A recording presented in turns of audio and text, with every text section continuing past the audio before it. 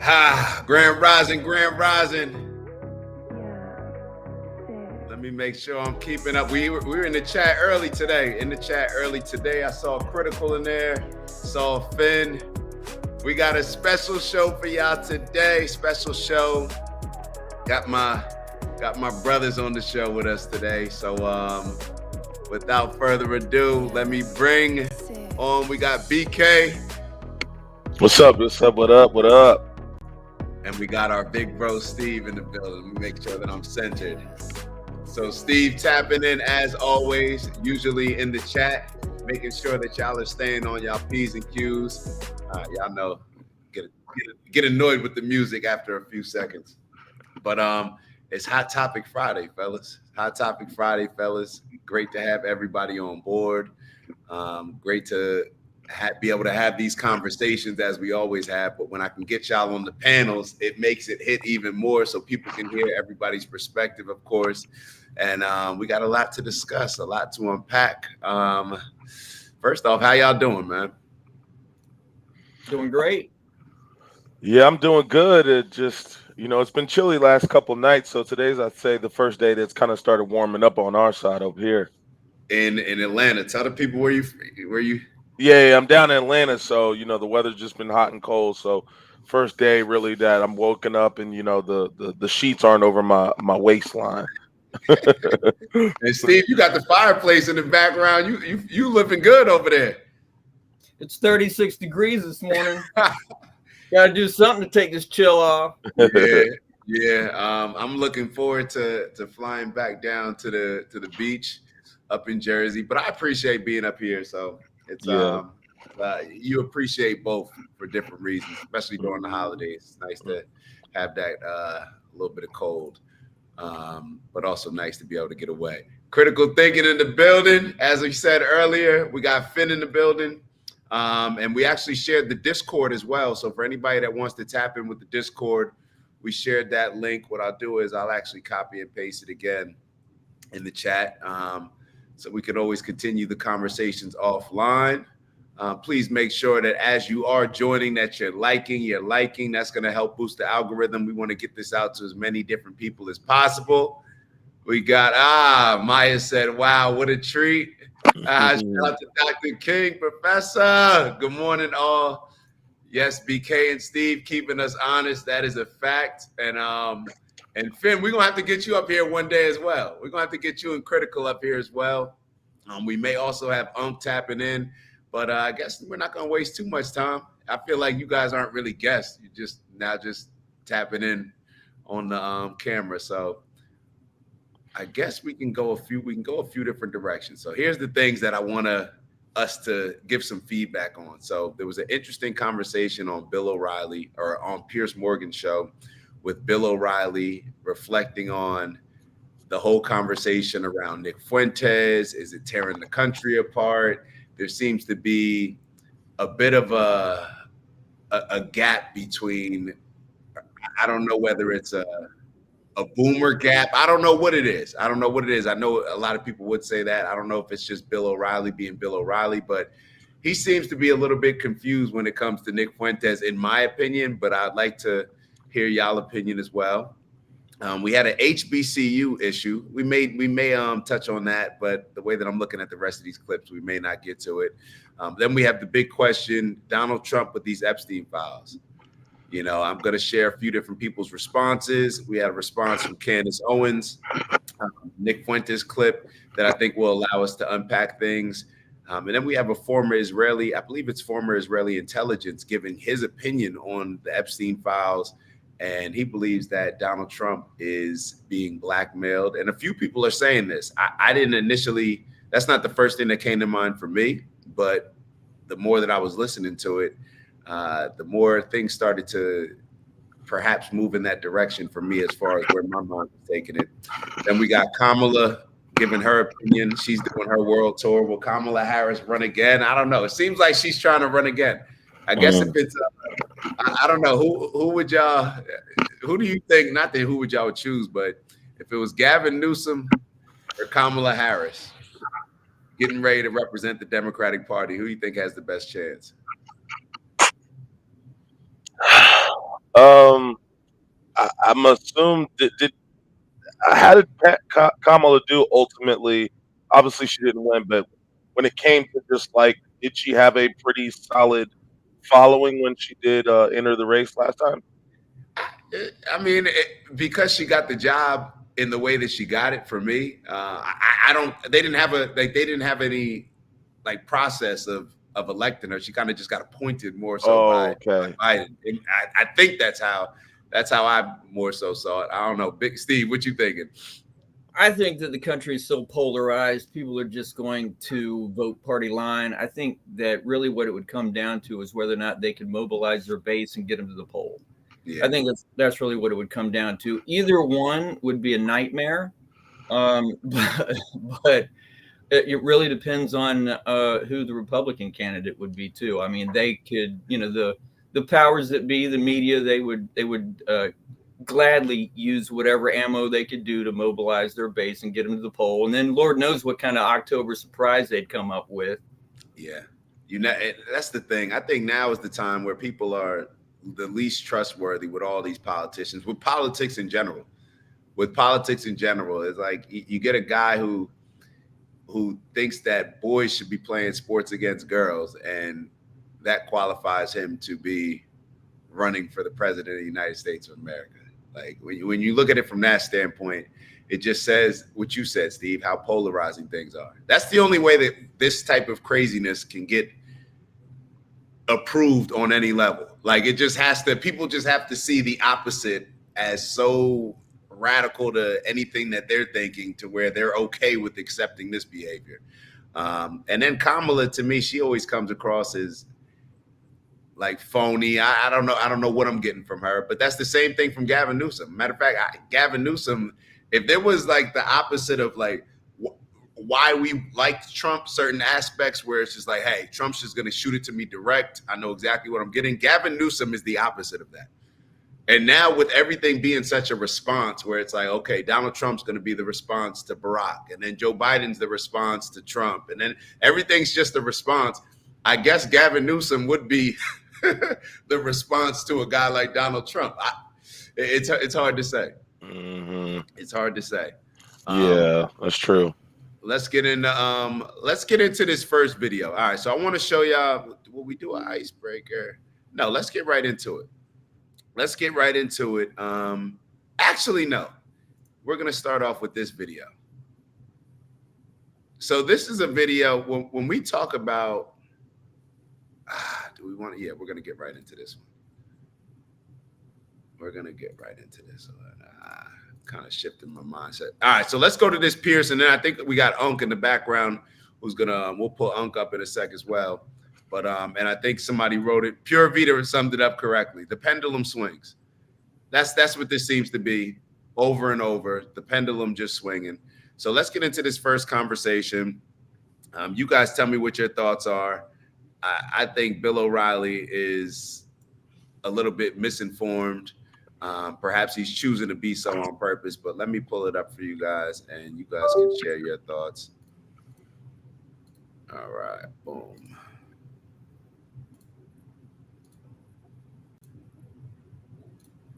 Bill, welcome back to Uncensored.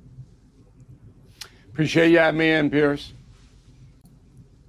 There's a fascinating civil war raging in the conservative movement. As one of the grandees of conservatism in America, what do you feel about it? Well, I dispute your title. I'm not an ideologue in any capacity. I don't even know who Nick Fuentes was until a few months ago, and I don't care what he says because he doesn't know what he's talking about. So I just wrote a book, as you know, Confronting Evil, and Fuentes goes on social media and says, Hitler wasn't that bad. So I was going to send Fuentes a copy of Confronting Evil, but I don't know what basement he lives in. But he wouldn't read it anyway because he doesn't really care about history or the Third Reich or anything like that. This is a big scam, Piers. And the scam is, I'm going to go on social media. I'm going to get famous. I'll make money off that. I'll be paid attention to. every neurosis I have will be catered to, but it doesn't mean a thing. There is no civil war in the Republican Party other than whether President Trump's going to be able to get prices down so the Republicans can win the midterms. That's the war. Can you get the beef prices down? Not crazy things that Nick Fuentes or these other loons say on social media. So I always sit back and I watch this. I'm a Luddite. I'm not on social media. I don't waste my time. And I watch it with fascination because there are certain people in America, in Great Britain, that have figured out how they can use social media to their advantage, and they have no scruples to say anything, but it doesn't mean anything to people's lives, in my humble opinion. I'm gonna let y'all take it from me.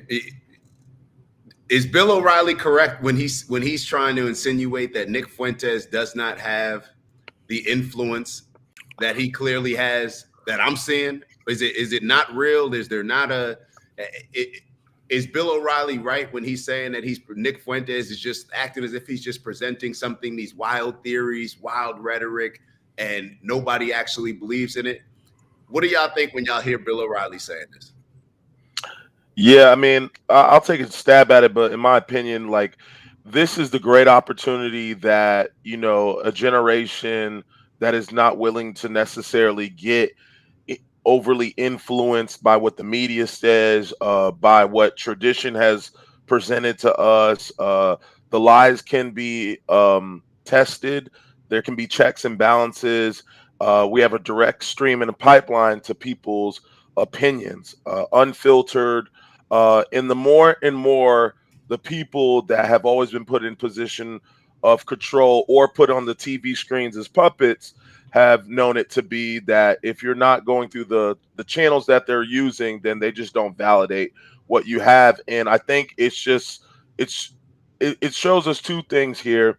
How a choice of how ignorance can be a choice, but also how there's such a great opportunity here for the truth and transparency to prevail. It's clear as day that Nick Fuentes has a position, he has an opinion, and he's being heard, and he's wanted to be heard. So to just act like your opponent doesn't exist, I think is the first indication to defeat. But whatever path he chooses to do it, but the momentum is real. The conversation is being had. The transparency is there. And if he continues to think that way, this is exactly why every time we see somebody in a suit, in a tie, and salt and pepper hair, we immediately think he's not telling the truth, and it's clearly by design. Yeah, it seems like his elitist mindset is creating a whole lot of blind spots from reality. Mm-hmm. Like nobody, and this is the thing when it comes to Fuentes, it's like I very rarely hear people pushing back on the policies. It's more so them always highlighting the rhetoric that he uses, but they never push back on the policies because in a lot of ways, I think these are the same policies that they've been pushing for, but they just haven't been willing to, let's say, hold a Donald Trump accountable for it. But Steve, what are your thoughts when you hear that? Oh, the volume may have cut off again. It's doing it again. Hold on. What did we have to do last time? I think we just, if you go in and do the same thing, it should work itself out. Unc, I see you in the back. Are you good? Give me a thumbs up if you're good to go too. Good. All right, so we got Unc tapping in as well. Unc, turn your phone the other way or whatever you're streaming. You see how it's the long way? Do it the side way if you can. It should adjust. There you go. There you go. Unc, what do you think? What are your thoughts? Did you get to hear the clip? Yes, sir. I heard it. What are your thoughts on it? Is Bill O'Reilly on point? Is he just outdated? I mean, the guy said he's not even on social media. Well, my whole objective to all of this is that he has a large audience. The one thing that we all need to pay close attention to is the fact that if you got the volume on in the back, it's probably you got the volume on in the back. Yeah, because it's just playing, it's just doubling up. It's all good. We getting the kicks out. Go ahead. Basically, he's got a large audience. The audience that he has is what we should be paying attention to, because a lot of the people that he's curtailing his audience to are people that we need to pay very close attention to as a community. It's not to say that he's breeding hatred or anything like that, but it is what it is. Facts and all of that fall aside. People are hungry. When people are hungry, people have the tendency to do things irrational in some circumstances. This is just a fact of life. These are some of the things that we need to start paying attention to. That's my opinion.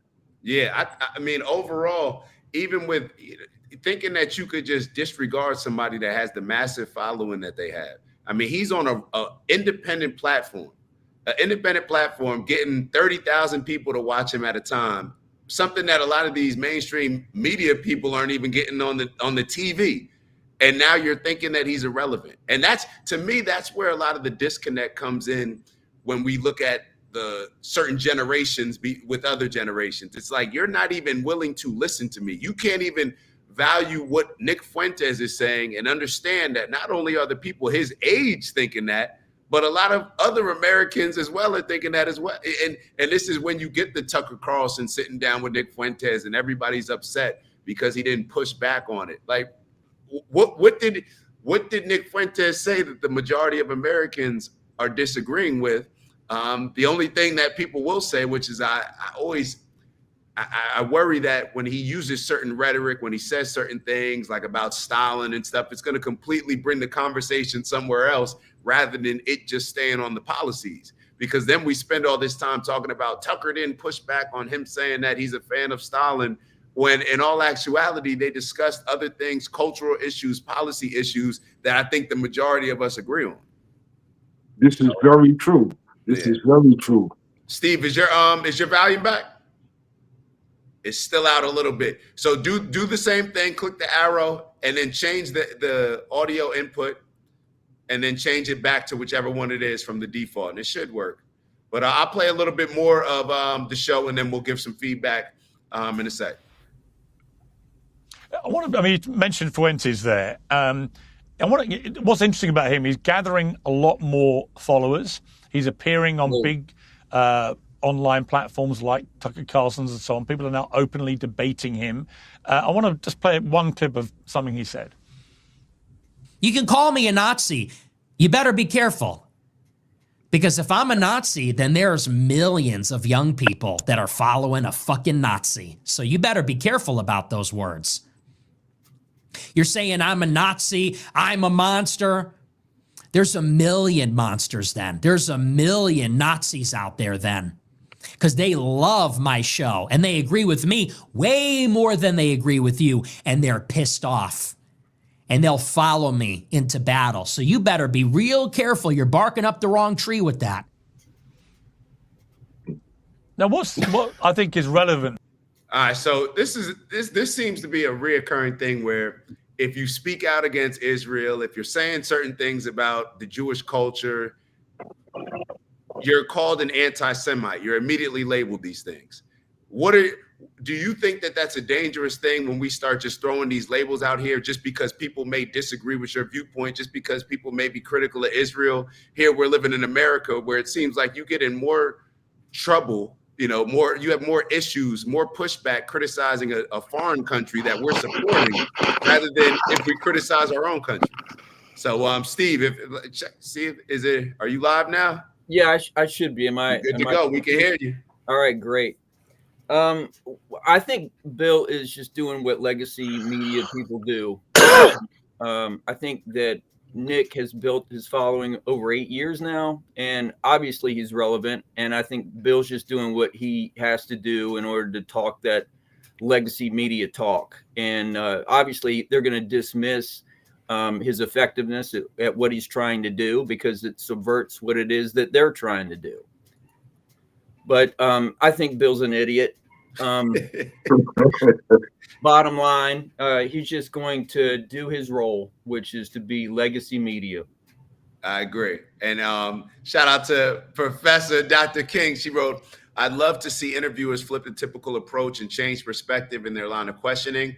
Begin with, what are the 3 issues that you agree with Nick on? Start with common ground. I love this idea. But this is what people would be so scared of. This is like that. It reminds me of when they asked you that question of, do you believe Israel has the right to exist? It's like they have to establish a foundational understanding or an agreement. So then that dictates where the conversation, all right, so we got to start from here and then move forward. They wouldn't ask Nick Fuentes any of these questions. They're not going to ask him about, how do you feel about America first? How do you think that, Americans should be treated? What do you think about, us funding the wars and what's going on with Israel? What do you think about the Palestinian genocide? All these different questions. They're scared to ask him these things. Like a Bill O'Reilly, he'll never have him on. Or Piers Morgan, he's debating. I think Piers Morgan is going to have him on, but they won't ask him these questions because they're scared that the interview will end up going like Tucker Carlson, where they won't have enough stuff to push back on. The only stuff they want to bring up when it comes to Nick Fuentes is, he's racist, he's misogynist, he's an anti-Semite. Well, exactly why is he all these things? What about his policies as far as America? Why are kids following him? And so I think Bill O'Reilly turns off not only a lot of Nick Fuentes followers, but a lot of people who are tired of just turning on the news and listening to people tell them that the young people don't have a voice. We shouldn't listen to them. It's outdated. It's an outdated approach, in my opinion. No, absolutely. I mean, the platform, allows us to, but, I also push back on like guys like Piers Morgan. Like, it's the same, like Professor King and Dr. King is saying, it's the same dated questions. It's the same approach. So, the younger generation, you guys have a great opportunity here. These people are stuck in their ways, whether it be the interviewer or the person being or the person carrying the interview. So if you guys got a huge opportunity, journalism, podcasting, these things are up for grabs, and these people, these mainstream places or platforms are willing and going to ultimately start paying attention more to these one-on-one podcast interviews like the Tucker Carlson, the Nick Fuentes, than the CNN. I don't even know how to find the news on my TV. Legitimately, it would be more difficult for me to cut on my TV and try to find a way in what app I'm going to use and what time they're going to show the episode, or are they going to keep rerunning the same stuff? It's like there's no interest in that stuff at all. So we've got a great opportunity here for people that want to get into journalism. Take it seriously, approach it like a true job, have your interview points, see the mistakes that this slew of people are making, and attack it and create what is the new news outlet, and just start weeding these guys out. Because to be honest with you, they're unheard. They're unheard. They're not willing to listen, and that alone shows us that you may not always be willing to do what's right in a situation that doesn't necessarily that may be confrontational to your party or the people that you agree in. Just not even being, when he shows that level of condescendingness or just not willing to budge or consider, it just shows you. Imagine this guy in politics. Imagine him down the road with any other thing. Imagine him if he finds out he's wrong about something. He's going to stay exactly where he is. So it just continues to reveal these guys how they're exactly like, it just is what it is. I don't know. Yeah, even you look at the election. The election was won and lost on social media, on YouTube, on TikTok, on these platforms. The election was not won or lost based on Fox News or MSNBC. We've all seen the ratings and who has the audience. You see Candace getting a way bigger following than anybody on mainstream news. You see Tucker, you see the Dave Smiths, you see the Joe Rogans, you see the Theo Vons. In my opinion, this is where the elections were won and lost. Mm-hmm. And with the things transitioning now, I guess, to this new media, a lot of voices that would not be typically heard now can have an input. and an impact. And he's almost representing like the voice of the people that wouldn't be allowed on mainstream news. Like these are the conversations that people couldn't say. You couldn't criticize Israel to this extent. You couldn't call these type of things out because you get in trouble. But now these people have voices, and you get a Bill O'Reilly, and it's like an old computer, like he can't load. He's like having a malfunction almost, understanding how Nick Fuentes has such an influence. It's like he's saying the things that most Americans are agreeing with, and he has a way of delivering it where people are sick and tired of hearing people like Bill O'Reilly. So it's almost like the perfect fit for him to have this voice. Yeah. The numbers are the numbers. Like at the end of the day, whatever his opinion is, if you can't sit down and look at legitimate data, look at the statistics, look at what's happening, to look at a following that is bigger than yours and say that he doesn't exist is exactly the problem. Right. I'm not going to platform him. I'm not going to platform him like Bill. With all due respect, you're not platforming him, even if he comes on your platform. Yeah, like, exactly. People are he's platforming you. But I don't know. What you guys got? Steve, anything? Yeah. Go ahead, Well, personally, I think the whole idea that we have the types of politics that we have today is because of the way that the media is portraying politicians.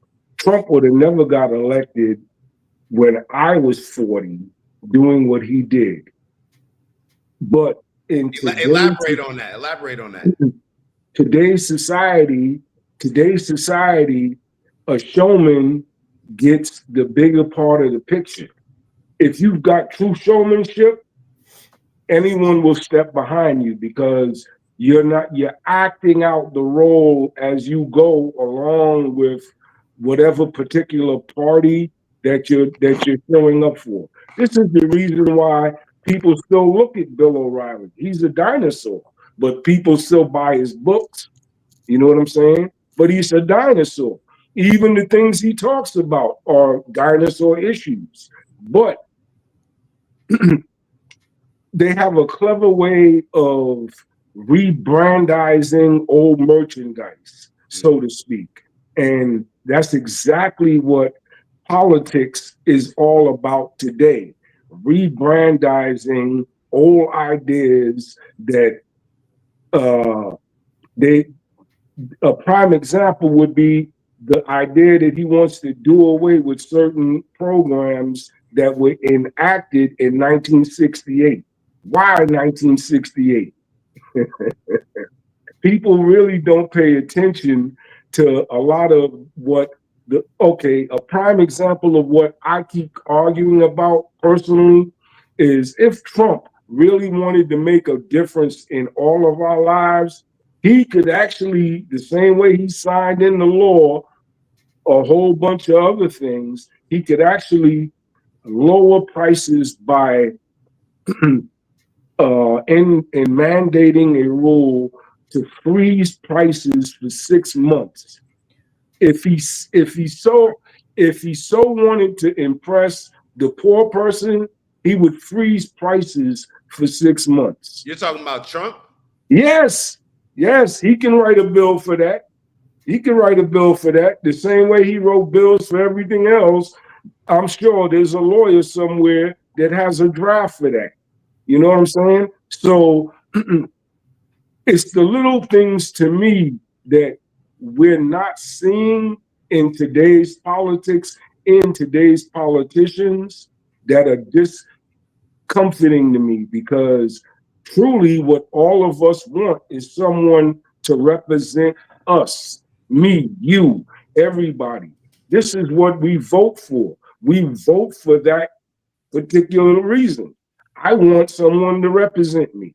Mm-hmm. And today, the problem with politics is that you have so many people promoting idealisms that have nothing to do with the personal politics of the voter. And then once they get to Washington, that's a wrap. Because the minute you get voted into office, you get all of that incorrupt money to bombard you, to say and do whatever the money wants you to do, which is wrong. You should not be able to be in Congress if you are have dual citizenship. Why? Why? I'm an American citizen, and I could have gotten dual citizenship because my parents were from a different country in the 60s. However, because I chose not to do that, I could have ran for public office, but I chose a different way in life. I did construction. But what I'm saying personally is this: if we wanted to make a difference, there's lots of policies that we could put in place. Do away with the credit, the credit crisis. The credit crisis is what? People that have bad credit. If Trump really, his economists wanted to impress me, do away with people that had less than 200 credit score. Instantly give those people a 600 credit score and make it a policy to where it's an appropriation to something. There's ways that the government can make a difference that they're not. And that Tucker talked about that. Bad to me. Tucker talked about that at that infamous Turning Point USA event. He was talking about, you know, how the credit is leaving a lot of us in bad positions.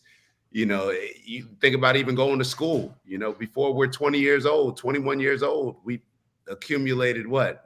We got to pay back $100,000, maybe even more for a loan. But yeah, it's definitely something. Steve, I want to give you the chance to jump in as well. Please feel free. Yeah, I'd like to kind of go back to the whole anti-Semitism thing. And maybe Unc, you can remember this too, but back in the day, back in the 60s, people were talking about calling everybody a communist. And it was basically the whole muckraking era. But anybody that disagreed with them, they had to use a term. They had to lump everyone that disagreed with them into a term, and that term was a communist. So the whole anti-Semitism thing is just the exact same play. It's just a different field.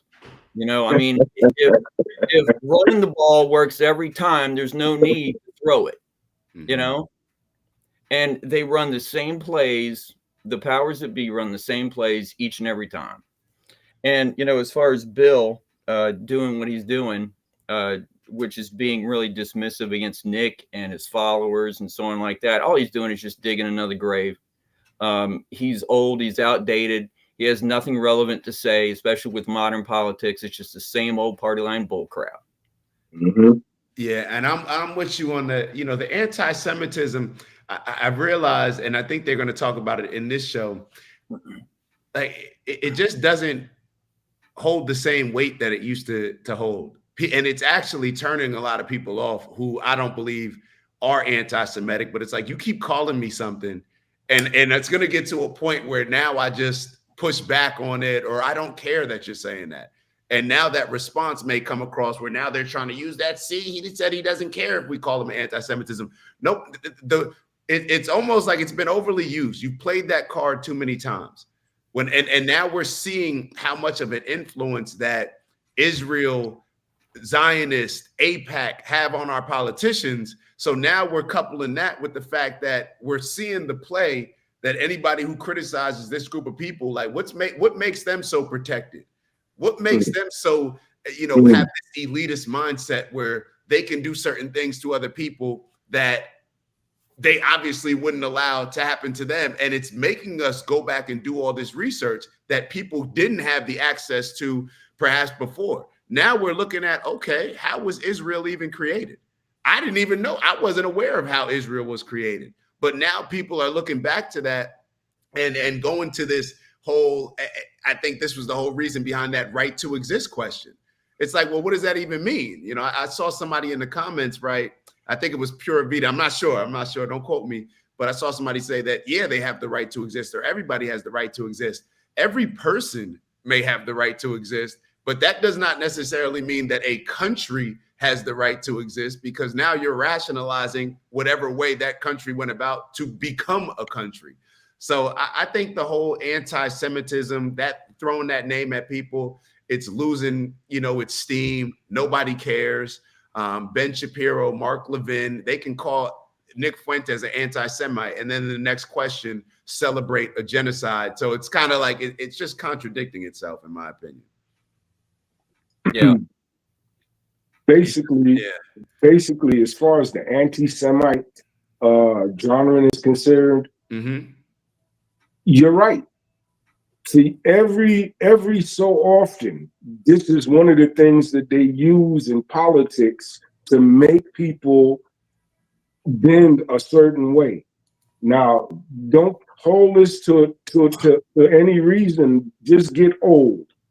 Just get old, because within the next couple of years, they'll start talking about how many people they're releasing from jail that have sex problems. And then they'll start talking about how they can't fund Social Security. Every 4 to 10 years, it's the same story. Most people in their 30s, they worry about, we're going to go to war. A person at my age, I've seen this story at least 10 times. And at least 10 times, we have gone to war, and lots of people have died. The whole idea of us learning not to kill each other would be nice. That would be something that would be monumental to mankind, if we can learn to fight war without killing one another. But we can't do that, because each one of us has what you would consider an remarkable purpose in life.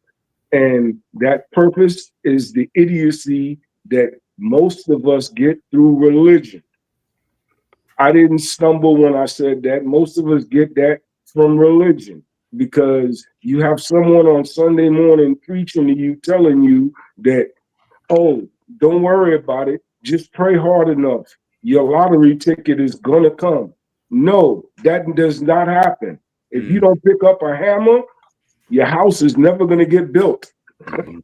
It's real. Yeah, there's not. We do try to pass that off. We're promised something at the end. No, I want to figure this thing out right now. Like, I don't want to think about living this life a certain way and going through whatever I'm going through here and thinking that, I'm just going to have heaven when I pass away. No, let's figure out a way to have that right here. Right now.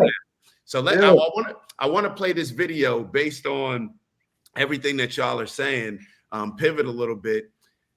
And I'm just going to play the video, get your thoughts, because I think it's relevant to the conversation that we're having as far as when we talk about an elitist mindset.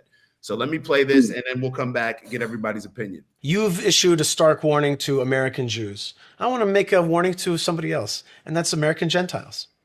The minute your country is taken over by anti-Semitism, the minute you start to be a country that's not blessing Israel but cursing Israel, you have begun the process of shrinking away from your empire. That has happened. I don't think that's theological. That's biological. That's the way the world operates. Every empire that turned on the Jewish people shrank back to its smallness. If it's the Germans and it's the Austrians, if it's the Dutch and the Spanish, and it's certainly a much more recent history, if it's the British, who had a giant empire, gigantic, ginormous empire. But when they turned on the Jews, within just a few years, they became the little island that they are today. Okay? I've always wanted to do a PhD thesis tracking throughout history the meccas of Jewish diaspora and then the precipitous downfall immediately following them turning against the Jews are a channel for blessing in your nation. Wow. The Jews are a channel for blessing in your nation. And this, to me, is where a lot of this quote unquote anti-Semitism is bred, with comments like this, with a mindset like this. And a lot of people, let me actually bring this off the screen. A lot of people will say, now, obviously, that's not all Jewish people. Obviously, we don't need to say that. But to me, I'm just speaking for me, this is a culture around Judaism. And it's a certain amount of entitlement that I've always seen. And I don't know if that's everybody else's experience, but I think a lot of this is just because we've always walked on eggshells in these conversations when it comes to Jewish people, when it comes to Israel.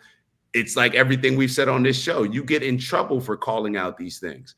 You know, people will jump on and have issues with Nick Fuentes and say he's a racist, he's a misogynist, and then they'll throw that anti-Semitic word in there. You don't care about the first two. You're only concerned about the anti-Semitic stuff. And because he has the courage to call out a lot of this stuff, this entitled attitude, what do y'all think about that when he's almost telling us to, I guess, be a little bit grateful that your country is only going to be blessed. God's only going to bless your country if you're good to Israel. I guess this is biblical. I don't know. What are y'all thoughts? Utica Avenue, Brooklyn. That's all I got to say. Really, Utica Avenue, Brooklyn. Mm.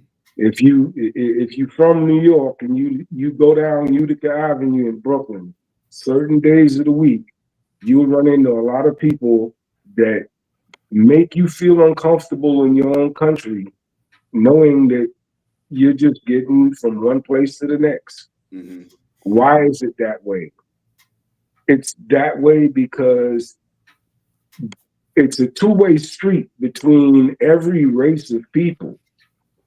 If we don't begin to realize that there's good and bad in all of us, just like they have pedophiles that are light-skinned Black people, they have pedophiles that are dark-skinned pedophiles, and white people, and Italians, and Russians, and Chinese. Everybody has problems. Mm-hmm. We just don't get to the point to where we get to a real understanding that we got to live with each other still. Past that point, it's like ignorance. It really is. It's like ignorance. Most people don't have these conversations that we're having. And to me, that's one of the tragic miscommunications in life. So hold on, but specifically to the video, and I'm gonna come back to you. I want you. What is everybody's thoughts when you hear that on the video? All right, we'll start with BK, and then we'll finish off just specifically to the video, though. Yeah, you know, for me, it's doing. I think he's just. It's a very like the approach of just constantly speaking in that matter. Just naturally just brings hatred back in return, you know, and rather than focusing on how we can bring people together, it just seems like the conversation is always how we can separate, you know, how we're better or what makes us better, et cetera, et cetera. So I think he's creating the enemies that honestly probably never existed. But if you just catch a clip, or you just now get an opportunity, because before these guys also didn't have podcasts to even say the silly stuff that they're doing. So they weren't hanging themselves like they're doing. And now what they're doing on a social media platform is doing what they were doing behind closed doors or behind closed walls now. And so now the reason that the word anti-Semite's coming, the reason that these conversations are being had in this way and people are starting to necessarily have a cold shoulder when it comes to them, when it comes to these type of topics with them, is just that, oh, this is how y'all was talking behind us. Like, this is what y'all was doing. Oh, this is what y'all wasn't saying it when we was outside on the block, when we was walking around, when you shook my hand. Like, you wasn't doing this in my face. But now that you guys got a platform and you think that you can be heard, now you guys are spreading what you have always been saying. And I think it's just, they're just hanging themselves when they do it in this way. It's just a very dangerous way, or a complex that is truly creating more enemies. You're not recruiting by doing it this way. You're not showing the peace that you come from, the love. You're not spreading that. You're spreading some type of hierarchy. You're spreading some type of intent to show your superiority. You're spreading so much distinct, or how you feel like you're so distinct from others. And I just think, just as silly as, people want to say Nick Fuentes is and things of that nature, it's like, look, just give these guys a podcast and a couple cameras and watch how they lose control. Let him talk. Just give Let him a him mic and let talk. him talk. You don't even have to be anti-Semite. Just give somebody a podcast and a camera who is not clear about how his words may resonate, or who maybe has never had an influence outside of the 7 people that he's lived around. He's finally given an opportunity to be on a platform that he knows is going to necessarily, his voice will be heard, and look what he does with it.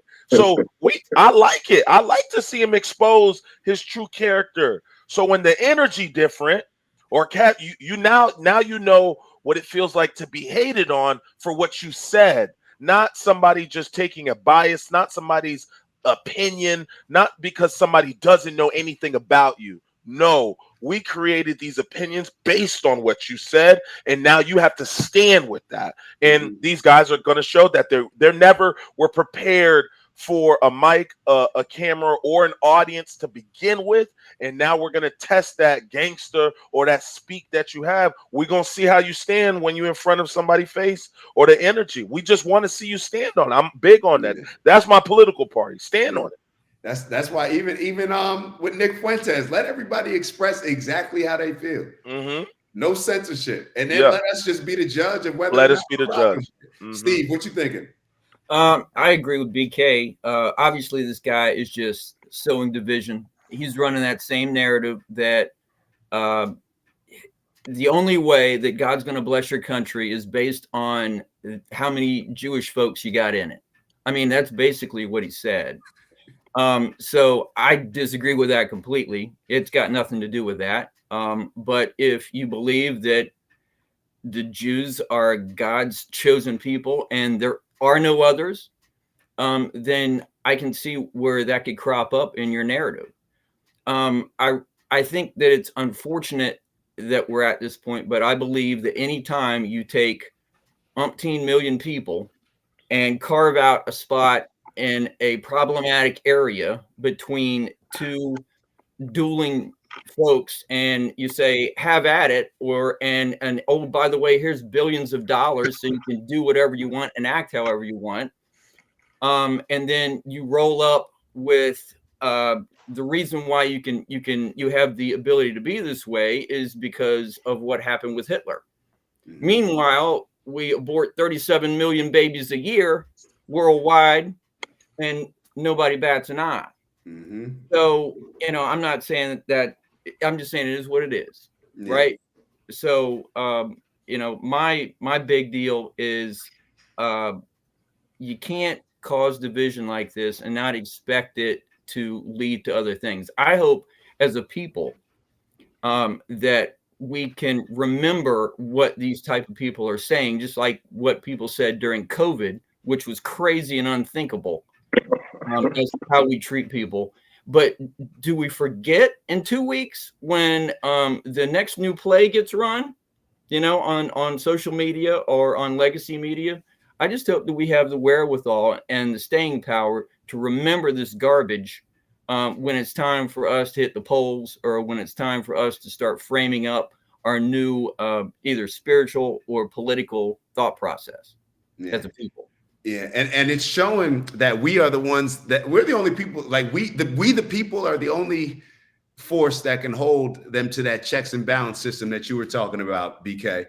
There's going to be no checks and balance unless we hold them to it. So that's Nick Fuentes is a check and balance system in a lot of ways. You don't have to agree with all of them, with everything he's saying, but he's forcing you to now answer these questions. He's forcing now when people are going up and asking Trump questions. I think there was an event, Turning Point USA, Laura Trump and Eric Trump. They're getting asked, hey, how does your dad take $200 million from AIPAC and or Jewish donors, pro-Israel Zionist donors? And why would we think that wouldn't change the way that he feels or change the way that he's making policies based on things over there? So now these things are being called out in a way that they haven't previously.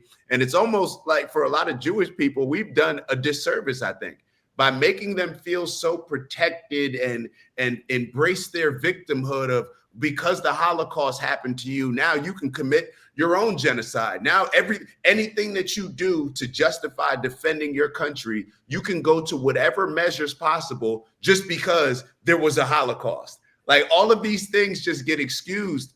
The behavior, the entitlement, it's like a kid that if a teacher allows a kid to get away with something the entire year, let's say because something happened to that kid in 2nd grade. Now they're in 3rd grade, they're allowed to get away with it. 4th grade, they're allowed to get away with it. 5th grade, they get to a teacher where he's like, no, we're going to actually treat everybody the same. All the kids are the same. That kid is now feeling like he's being oppressed or she's being oppressed just based on the protective treatment that they've had or privileged treatment that they've had before that. Go ahead. Which one of our famous people once said that if you ever brought the math into play about the amount of Jewish people that has lost their lives during the Holocaust versus the amount of Africans that were killed during the slave trade, the numbers are never going to be the same. If Malcolm X would have said that today, he would have got canceled on free media. You know what I'm saying? Yeah, he would have got canceled on free media when he said that. But back in the day when people were not afraid to actually have the opinion of truth, the world was a better place.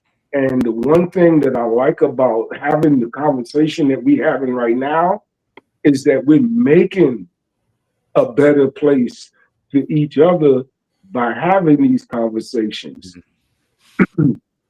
Normal people don't look past their wallet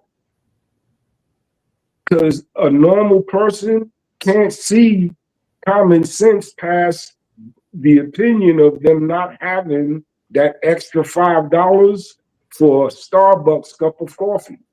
So normal people don't see what we see right now.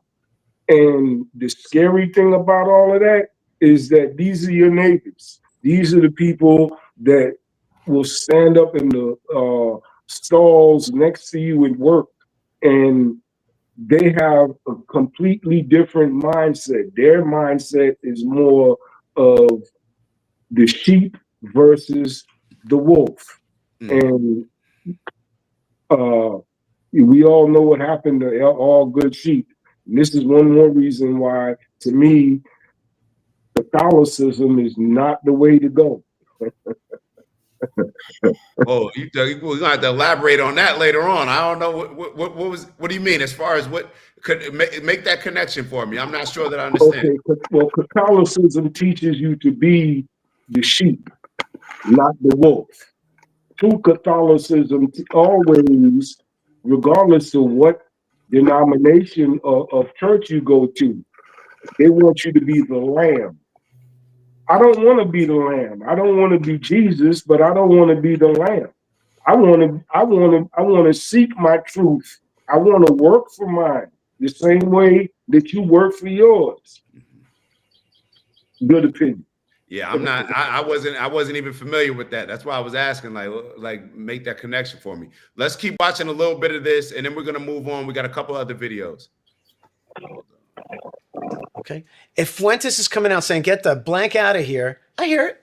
And we have a place, Baruch Hashem, thank God we have our homeland back. Hashem has made great miracles. But for you, Fuentes, do you really think that what you're offering is a great offer for America? Do you think that when you cleanse America from Jews, America is going to be a blessed country? Biologically, historically speaking, it will not. It will shrink. And I see it. The American shrinkage has begun. And so that's for you, America. Like you're throwing out, you're vomiting out, you're listening to this guy, you're vomiting out your Jews. It's been done before in all those places.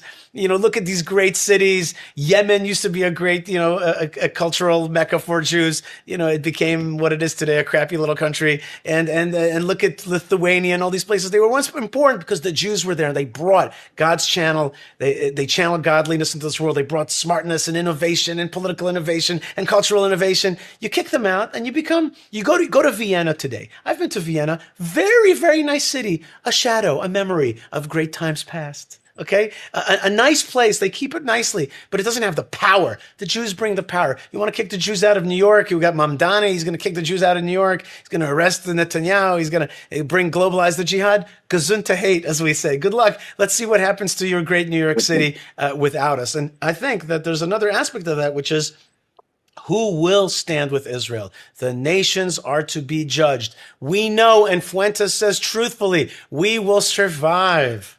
When we're kicked out of America and America, the whole thing is done. The whole American Jewish project is done.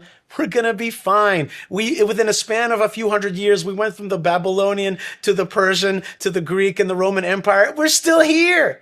As Rabbi Berelwein says, that if the people in the past would see who is selling tickets to whose ruins, they would be very surprised. Okay, we're selling tickets to the other people's old ruins. Come and see Case Caesarea and what Rome did in Israel. It's the past. We're still here, so you can fight us. You can curse us. You can put us in ghettos. You can do mass murder. And so what?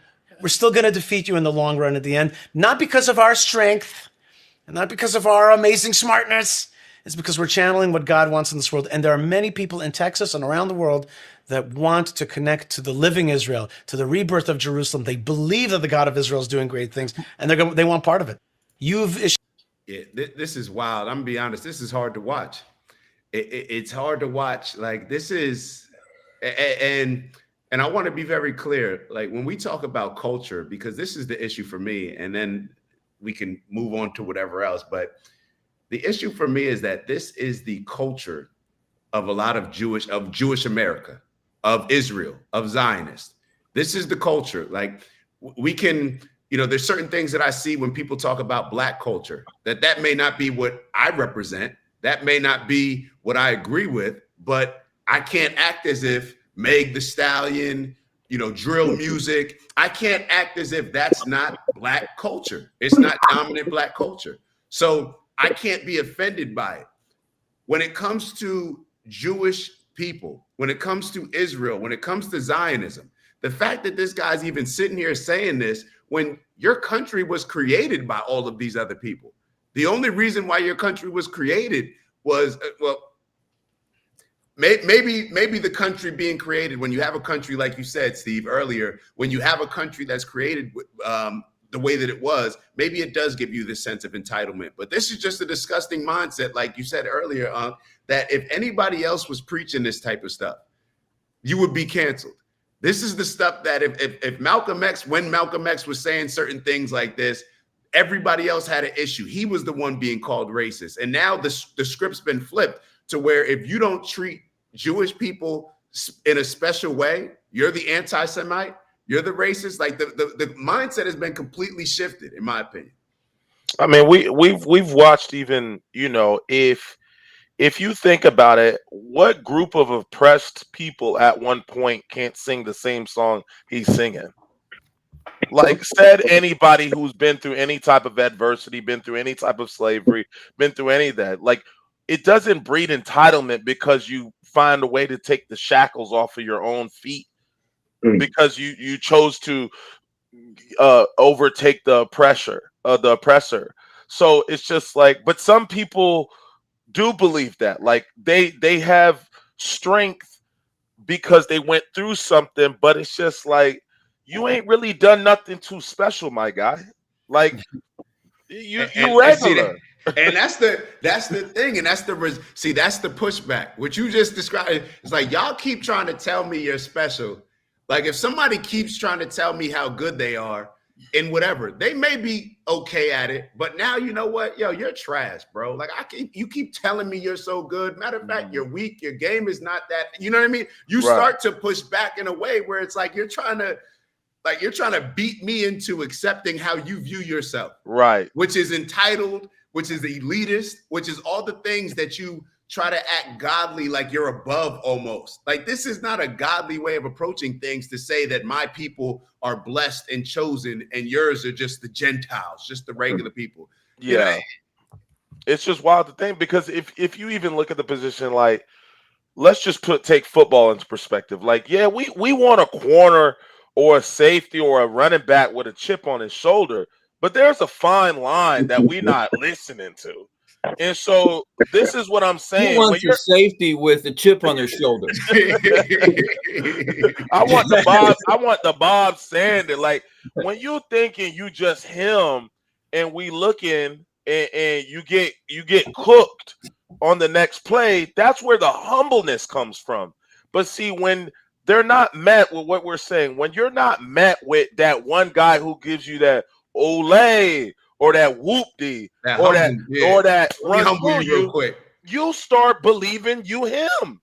And so what ends up happening, because they're doing so much talk, somebody gonna, like Marshawn Lynch said, somebody gonna run through your face again, and then you're gonna finally understand, oh, I may not want to start talking more than I'm producing. Let me show let me show what God is doing for us. Let me share what God is doing for us. Let me invite more to the table so you can understand through my humbleness and through my actions. You're gonna feel that I'm my blessings. You're gonna feel my spirit when I enter the room. You keep talking about these people. We just want to see it.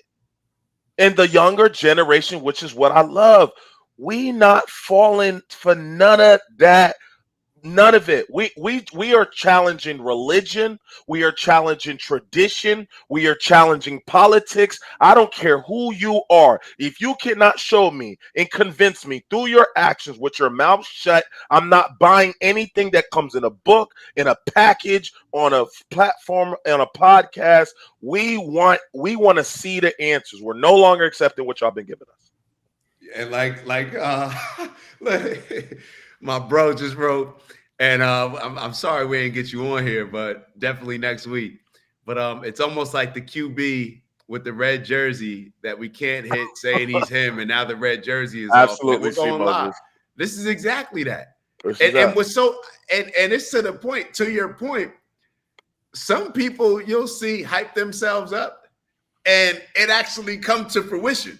Where some people are so delusional, where they use that delusion to leverage them into whatever position, and they can become successful. So perhaps to this guy, I don't know if he's a rabbi, I'm not sure exactly what he is, but perhaps to the point, maybe he's just continuing to do what he's always done. What for? Even when you look at it, it's like we've all just accepted the fact that the people that are in Israel, they have a claim that their ancestors were there from 3,000 years ago. Now, if you look at everybody else in that region, just being totally honest about what they look like, it's very clear that these people are Europeans. Nothing wrong with that at all. But just the fact that the entire world has accepted this and kind of just turned a blind eye to it, and just like, oh, you know what? They're the people from there. They're entitled to this from 3,000 years ago. That says a lot. So maybe that's the entitlement that has been created. Maybe that's part of the sickness or the delusion that they've used to just even justify that having this right to exist in that particular area, the same place where Palestinians took you in. That when you were kicked out of all these other countries, the people who took you in, now you're saying that you're entitled to their land and have completely kicked them out. You've developed your country, and now you're trying to do more and continue to build out, ethnically cleanse, committed genocide. I can see how this delusional mindset has been created. Let me say this. Most people that are talking like him today, they realize that most people that are listening to them don't have the idea of true Israeli history or Palestinian history because for one, the majority of people that are let's say, complaining today about from the river to the sea, they're chanting this thing in the street. Most children that age don't have an idea that 1948 was the birthplace of what they consider Israel. Israel before that was Palestine. I've said this before on the show and I never really elaborated on it, but the first Israeli prime minister had a Palestinian passport. How realistic is that when it comes down to it all?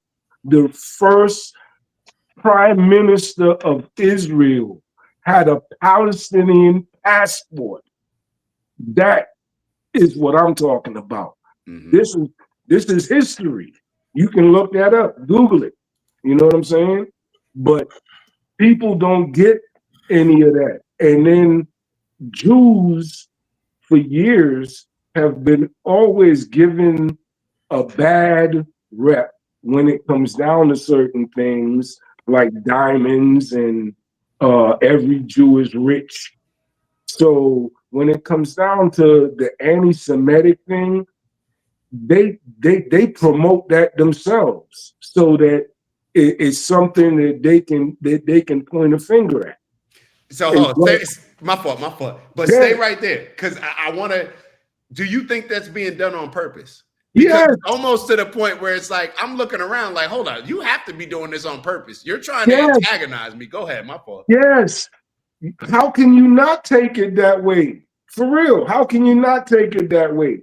If I keep telling you, dreadlocks is bad, or people with dreadlocks, all people with dreadlocks are thieves. What do you start to think in 20 years after hearing that story? Is my point. So now I got a question. How do we solve this?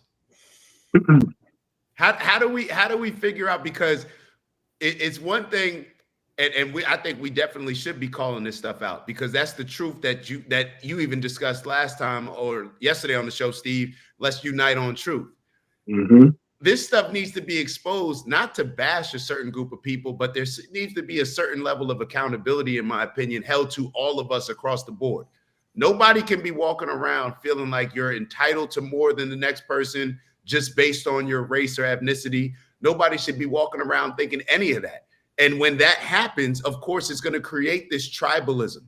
Then it's going to create this fear, because I think I'm entitled to more. Now I have a fear of losing more. Now I have a fear of losing this special privilege that I've always been allowed to have. So how do we move to a position where... Let me ask you a question. As far as entitlement goes, imagine every last one of us, no matter what neighborhood we live in, has walked past a house that's for sale. Imagine if you were so entitled to walk up to the door knowing that there's no one there, walk in and claim it to be yours. This is what people are arguing about, but this is not the way people are seeing the argument. You know what I'm saying? My grandfather used to say, there's no such thing as a fair exchange and a robbery. No such thing as a what? A fair exchange and a robbery. There is no such thing as a fair exchange and a robbery. How can you have a fair exchange and a robbery? You know what I'm saying? But people don't stop to think, because for years we were taught that the people that were throwing rocks at the people with machine guns, the people with the rocks were the bad people. The people with the machine guns were the good people, trying not to get rocks thrown at them. But why? That's a fact. I remember growing up on TV when I used to look at the news when my parents had it on. That's all I saw. I didn't know what was going on. I believe this was more around like the war in Iraq, that long war.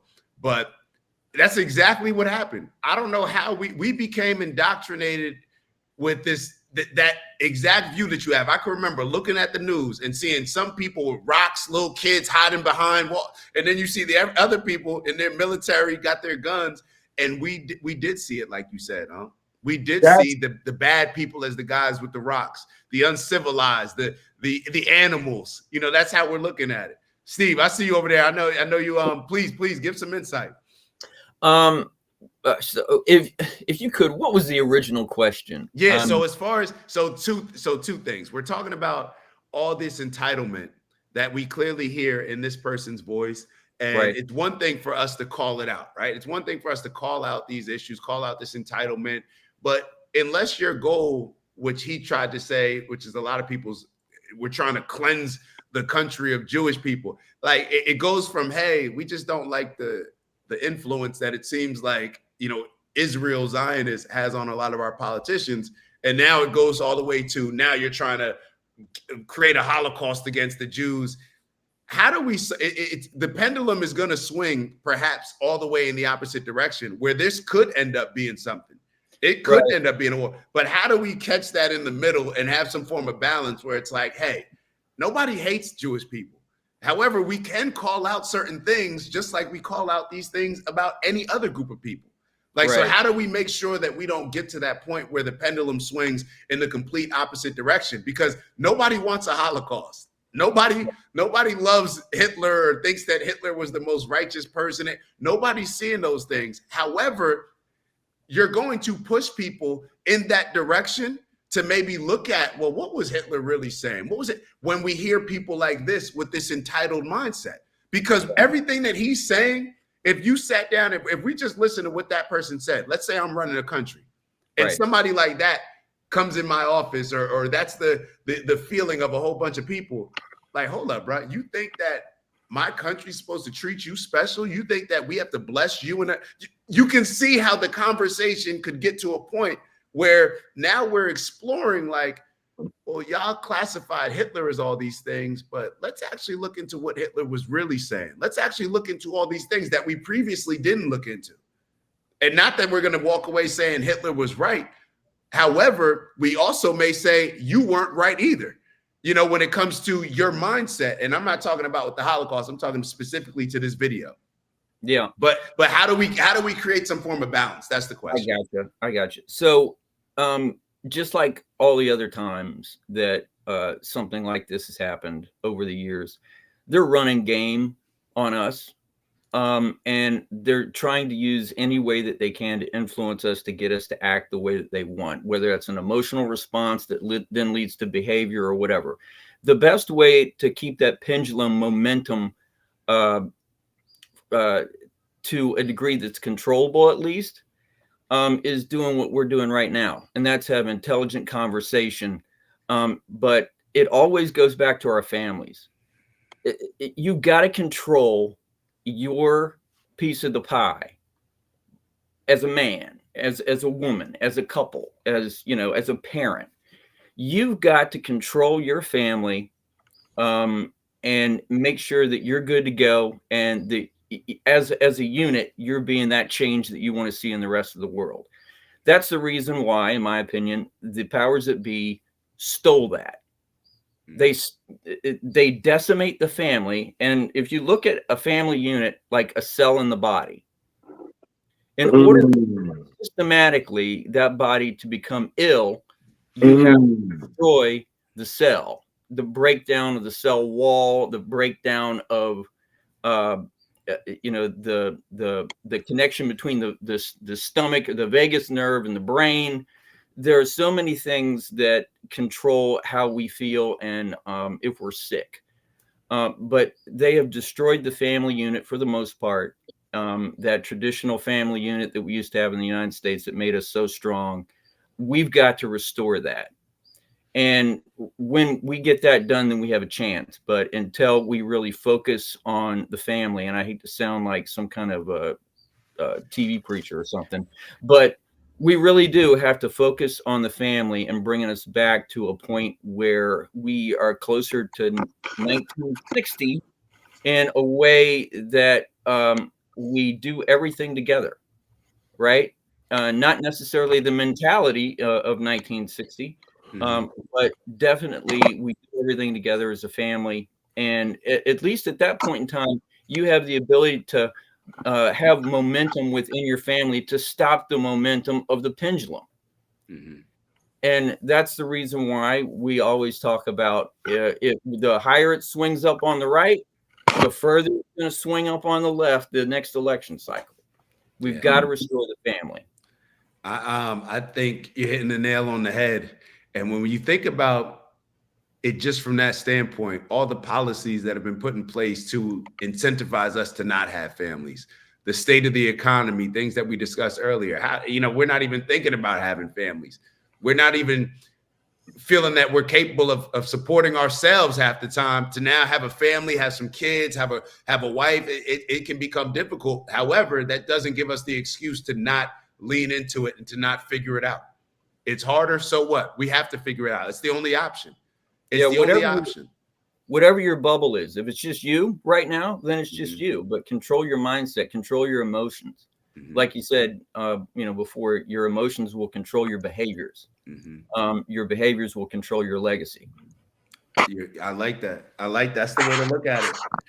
I like that. BK, what you got? Yeah, I mean, spot on. I think you guys are hitting it right on the head, like you said. But, I think, what's most important about with this, I'd say this newer generation is like, we're just not going to get, for me especially, but foundationally, like he says, just you got to focus on your family. But, I'm sure we're going to have the challenge of some people not even knowing where to begin when that starts, not knowing the structure of that, not knowing the first step of that, not knowing how to be consistent with that.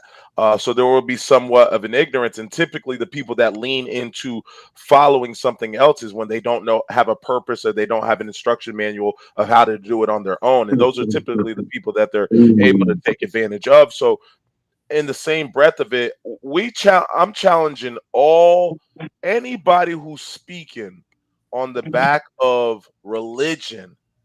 I'm challenging it. If it come from a book, if you're telling me your story, I want to see it. If I don't see you walk on water, I'm not believing it no more. I'm not taking anything for face value, because it's become such a dangerous game for you to tell me that Superman can't fly, but somebody else can walk on water. So when you do the things that you're choosing to do, it's with the mindset of, well, I'm doing what was said to be done. No, I'm not buying anything. So that's what I'm going to continue to push, is that all religions, all beliefs, all the scriptures, all the testaments, all the things that your parents told you to believe in, to pray to, and to get on your knees and ask for, we are checking all of these books. We're looking for the authors. We want to have a conversation with them, and we want to make sure that everything that y'all said, that y'all know what it means. And I want you to also acknowledge what people have done on the backs of your religion and intertwined it with politics. And now we see what we have. We're not going to keep letting people tell us it's not okay to kill, but then you turn around and be starting a war. We're not accepting anything else from that generation. And you guys can bark as loud as you want, talk as loud as you want, keep saying you're God's people. We're not moved by when people say they're God's people anymore. We're not just moved by that. That's just not going to hold any more weight. We're not saying that. Like, you can't keep telling me, oh, well, I've got a college degree, so I'm qualified to do the job. No. Yeah, I'm gonna put you certification doesn't mean anything. It doesn't mean anything anymore. So you can walk around with the book, and I hate it for it to have to be this black and white, but you guys have created a dangerous game in the space of where it's gray. And so, because if somebody doesn't have full conviction of what they believe in, this is where you guys have created an entire belief system at. You didn't create a system in the people that don't believe. You created a system where the people weren't sure what they believe in. And now this is where you guys are thriving. You're thriving in the uncertainty. And so from this point on, for the protection of the humanity, for the morals, for the compass, I'm telling all people who have a moral compass to be good people, to check every bit of what you're reading and why you're doing what you're doing, so you can validate and verify it, and to make sure that you're not passing down a tradition or a rhetoric or some type of BS that shouldn't belong in your family lineage. If somebody told you to read that book and believe it, or believe that politician, before you pass it down to anyone, go find the source, cite the source, and go look at the people that believe in it. And if they don't walk on the water that they claim they walk on, then I'm not teaching the next generation the same bull crap, and we're going to weed it the hell out of here. Mm-hmm. And we have to be intentional when it comes to that. I get they played around with the gray area too much. They play too much. You don't have that privilege anymore to be playing around with the gray area. So we have to be black and white. And one of the things that I will say is, you know, even when you talk about family, Steve, we can learn some things from Jewish culture. I learned a whole lot by studying a lot of the people in my lives, reading certain things about it when it comes to family and being united and being committed to something. In my mind, I just want to be committed to something that doesn't put me in a elitist category compared to everybody else, doesn't make me feel like I'm entitled to things that other people aren't, doesn't make me feel that I'm better than other people, but also I'm able to take away certain family values, certain family aspects, and almost just mold that energy just in a different direction. Like, I don't need to embrace family and unity just because everybody's trying to kill us out here and this is my defense mechanism. I don't want to live like that. I just want to embrace family and all these things because it's going to allow us to move in a better direction and to not be maybe negatively impacted by all these things in the way that we are. So it's almost that balance that we always go back to. But you're right. Nobody, it doesn't mean anything. You saying that you're God's people, you're God's this, everything is being challenged right now. And that's the position that we're in. And this is where you see a lot of these people crashing out. A lot of people crashing out because they're not used to certain things being challenged. But look at the alternative. If things aren't challenged, you got Ted Cruz running around as a U.S. senator talking about, I entered Congress because my main mission was to serve Israel. It's like, wait, what? You live in America. You're not even Jewish. You have no connection to Israel other than the money that you accept from the donors that are pro-Israel. But what gives you that mindset to where this is what I want to push in America? It's completely corrupted a lot of things in our country, and a lot of the money that's been put into the politics. We can't act as if that hasn't corrupted a lot of things. Mm-hmm. And you're right. We're watching your actions. I don't care if you tell me that you were all, you made the All-American team in high school. You did all these things. At a certain point, you got to get on the field and actually, like you said earlier, like it doesn't matter what you told everybody else. It doesn't matter what you think your God's chosen. All right, well, show me. Show me that you're God's chosen people by how you bring people together other than just people who align with your tribe. That to me is the godly way of showing. That's what I want to see. So that's it. And nobody who believes, and I'm seeing some things in the comments as well. I'm not challenged. What you believe in is what you believe in. I'm just telling you, you can't just put it in the comments and I don't see it and think I'm swallowing it. I don't want you to tell me who you believe in and what you believe in. I want you to be living in that lifestyle. We need to feel it. Like there's a part of certain people that are a part of the church that they are moved by what they're believing in. The way that they have an open hand, the way that they're helping, supporting, giving back. I'm just tired of it. It sounds like a fad, like, oh, I just want to be involved, or just in case it doesn't work out. Like I want to be on the safe side. Like, nah, that's not what faith's supposed to be. That's not what y'all said it was supposed to be. You're supposed to be unconditionally, unbiased, believing in it, and through everything, and I should feel it and I should see it. You cannot tell me this. This is damn near like the medical industry. We got doctors telling us how to live a long life who don't do anything that would promote long living. And then we accept it. No, everyone, everything, every industry, I'm checking all of it. I don't care what nobody says no more. I'm closing my eyes. I'm closing my ears, and I am using only my eyes from this point moving forward. That's the only ways that you guys have been able to convince people for so long, is that you have done more speaking than you've done action. And so when guys like that get on these platforms and speak, most people think that's the only way of communication. As you get older and get into your late 20s and 30s and 40s, you start realizing what you've always heard in life and what you've always seen in life seems to be a huge disparity. And then we start valuing what people do versus what they say. And so this is just the tail end of it. We no longer are valuing people's words, we're valuing their actions. If you're God's people, I want to see the people served by you. I want to see you spreading the love, the joy, the peace. I want to see the blacks, the whites, the Indians, the every race at your table eating, having a clothes. I want to see the donation, not just your people. I want to see us, humanity, our people, God's people. I want to see God's people taking care of his people. That's what I want to see. But if I'm not seeing that, then you just a part of a fraternity, my guy. Right. You're bragging about what happens when your people leave a country. You leave it in turmoil. That's your play as far as showing us that you're God's people. Mm-hmm. Like, I was the CEO of this company, and when I left, they sunk. They went. That to me does not represent. Like, give me the person that when they left, they left it better than when they got there. Like, they still were able to thrive. Mm-hmm. Like, it's just a weird mindset. It's a scary mindset.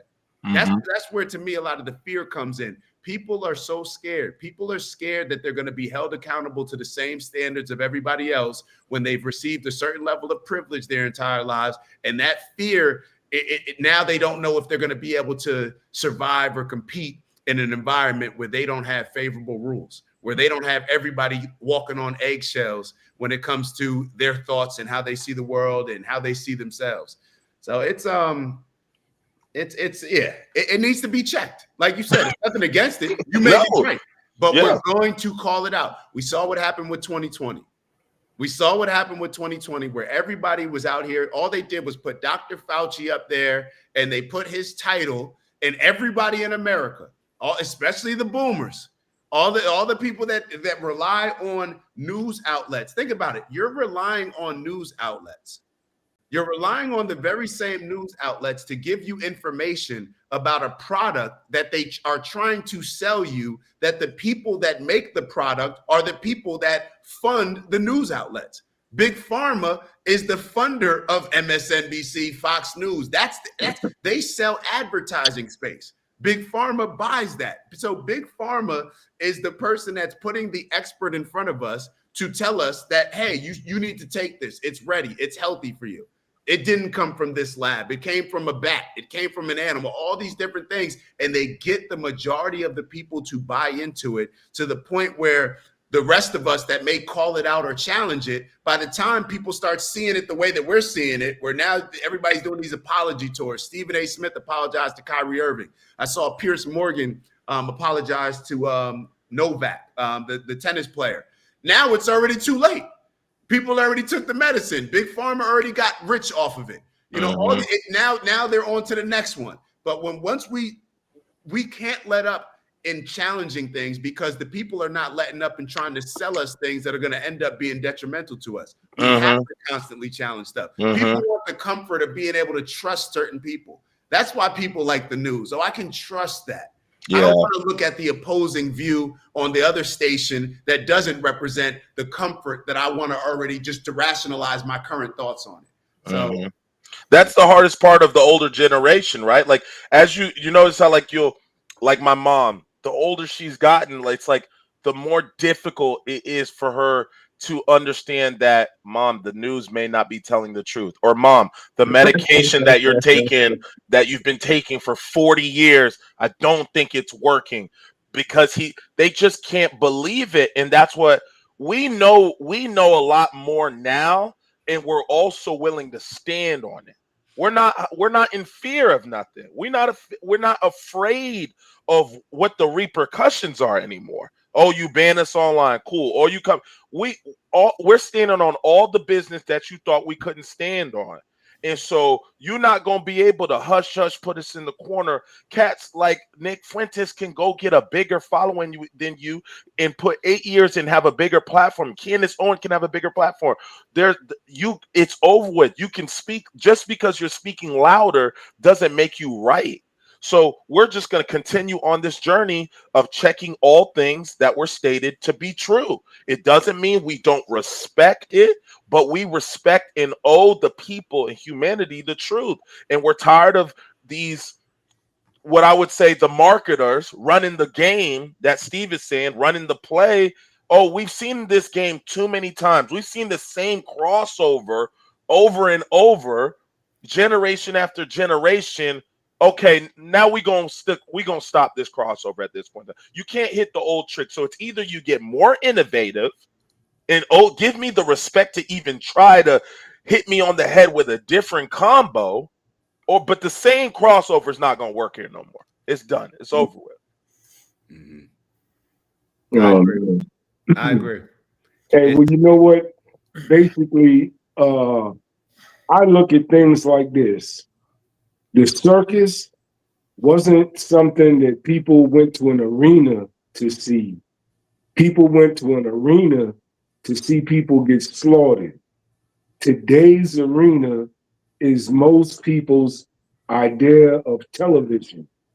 We have people getting slaughtered on TV, and that's their arena.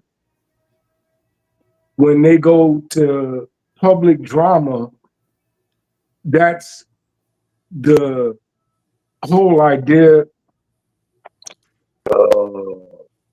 That's the whole idea of a circus. And the media is our circus today.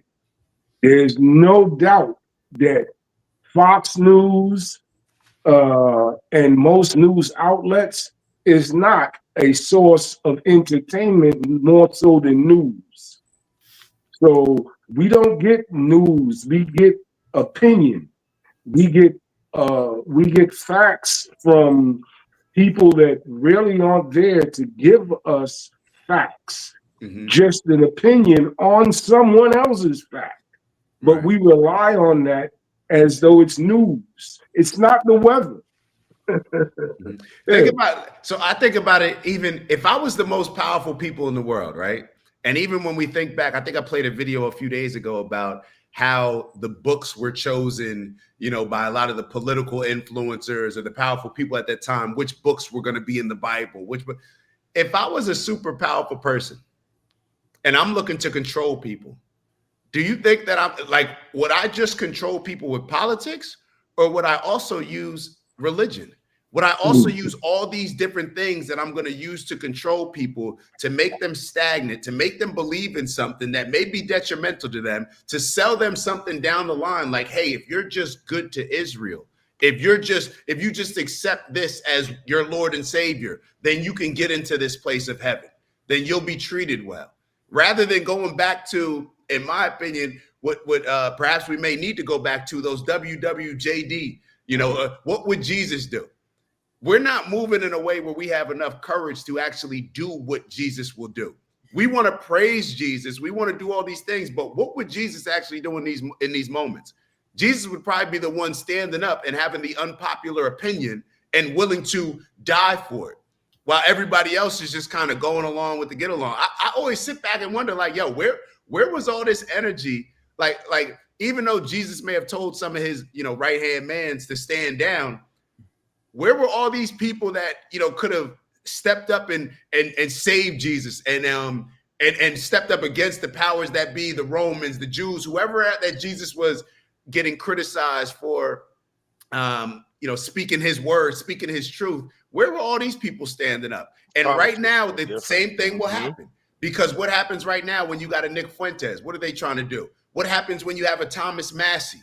Now you have people trying to kick you out of your position, trying to leverage their power to silence you because they know the things that you're saying will advance the people, will speak to the people, and you're going to try to crucify that person before they ever get a voice to be as impactful. They did the same thing with Malcolm X when J. Edgar Hoover was calling him the black, he could be the Black Messiah. Now we got to silence him because he's speaking to the people. He's waking people up. That's one of the most dangerous things to people in power. Somebody that will shine a light on the evil things that they've been doing to manipulate us in order to keep doing the things that benefit them but don't serve us.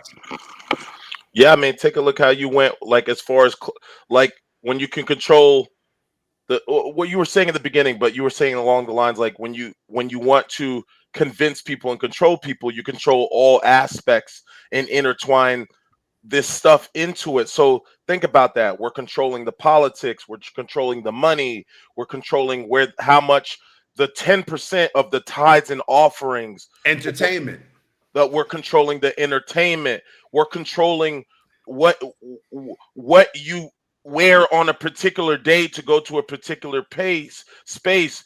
You control the certain things you eat on certain days or certain weeks of the year. It's just like you start piecing this thing together and you say, man, okay, as I can have a good lens, but let me challenge this. If somebody wanted to not necessarily have good intent behind this, this is the way to do it. It's not like they left any stone unturned. Every part, from the clothing to the belief to the day to the thing. So it's just like, all I'm saying is question it so that you don't look up and realize, oh snap, I'm next on the chopping block too.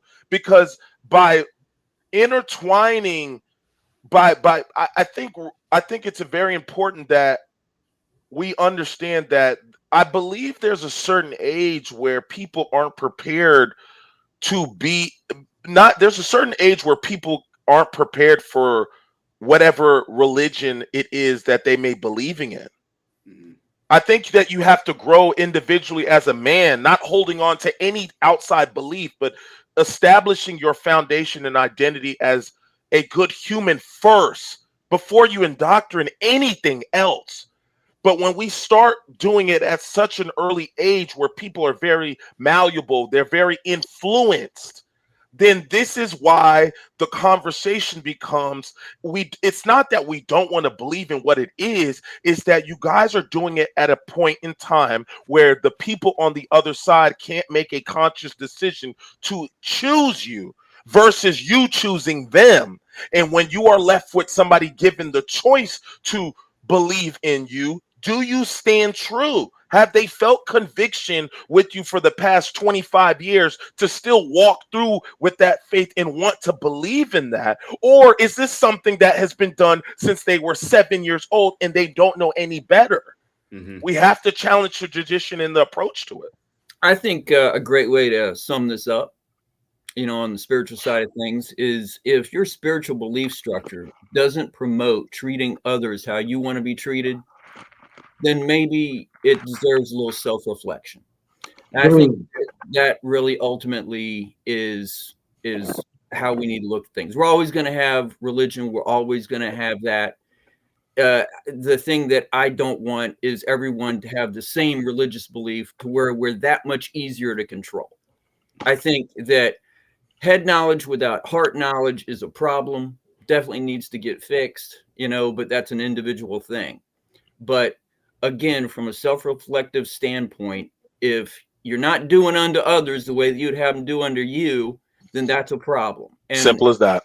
And yeah, period, the end, full stop. I'm with all you guys on this, and I want to show this next video, but I don't think that we can push everything that we're saying enough. And it is what you said, Steve. It's having these conversations, having this dialogue where we could just be straightforward with everything, put it all on the table. If you believe in something wholeheartedly, put it on the table. Let's evaluate it. Let's see exactly what the impact that it's making it on people. Let's move on to this next video. This is going to be so two different videos. One's going to be Nick given his response to, I guess, what has come out slightly. There's been certain emails that came out with Epstein, not the entire files being released, but I do want us to touch on this topic because it just seems, I don't know how we get out of this political stranglehold to where these politicians are just being controlled by the donors are just being controlled by the blackmail that, you know, a lot of people are accusing Israel and Mossad and Jeffrey Epstein of having over people like a Donald Trump. And when you look at a lot of their actions, like when you look at what Donald Trump has done so far, it's very hard to sit back and think that there hasn't been some sort of influence by the Israeli government, by maybe somebody having something over his head. So I wanted to show you guys these two videos and get your thoughts on them.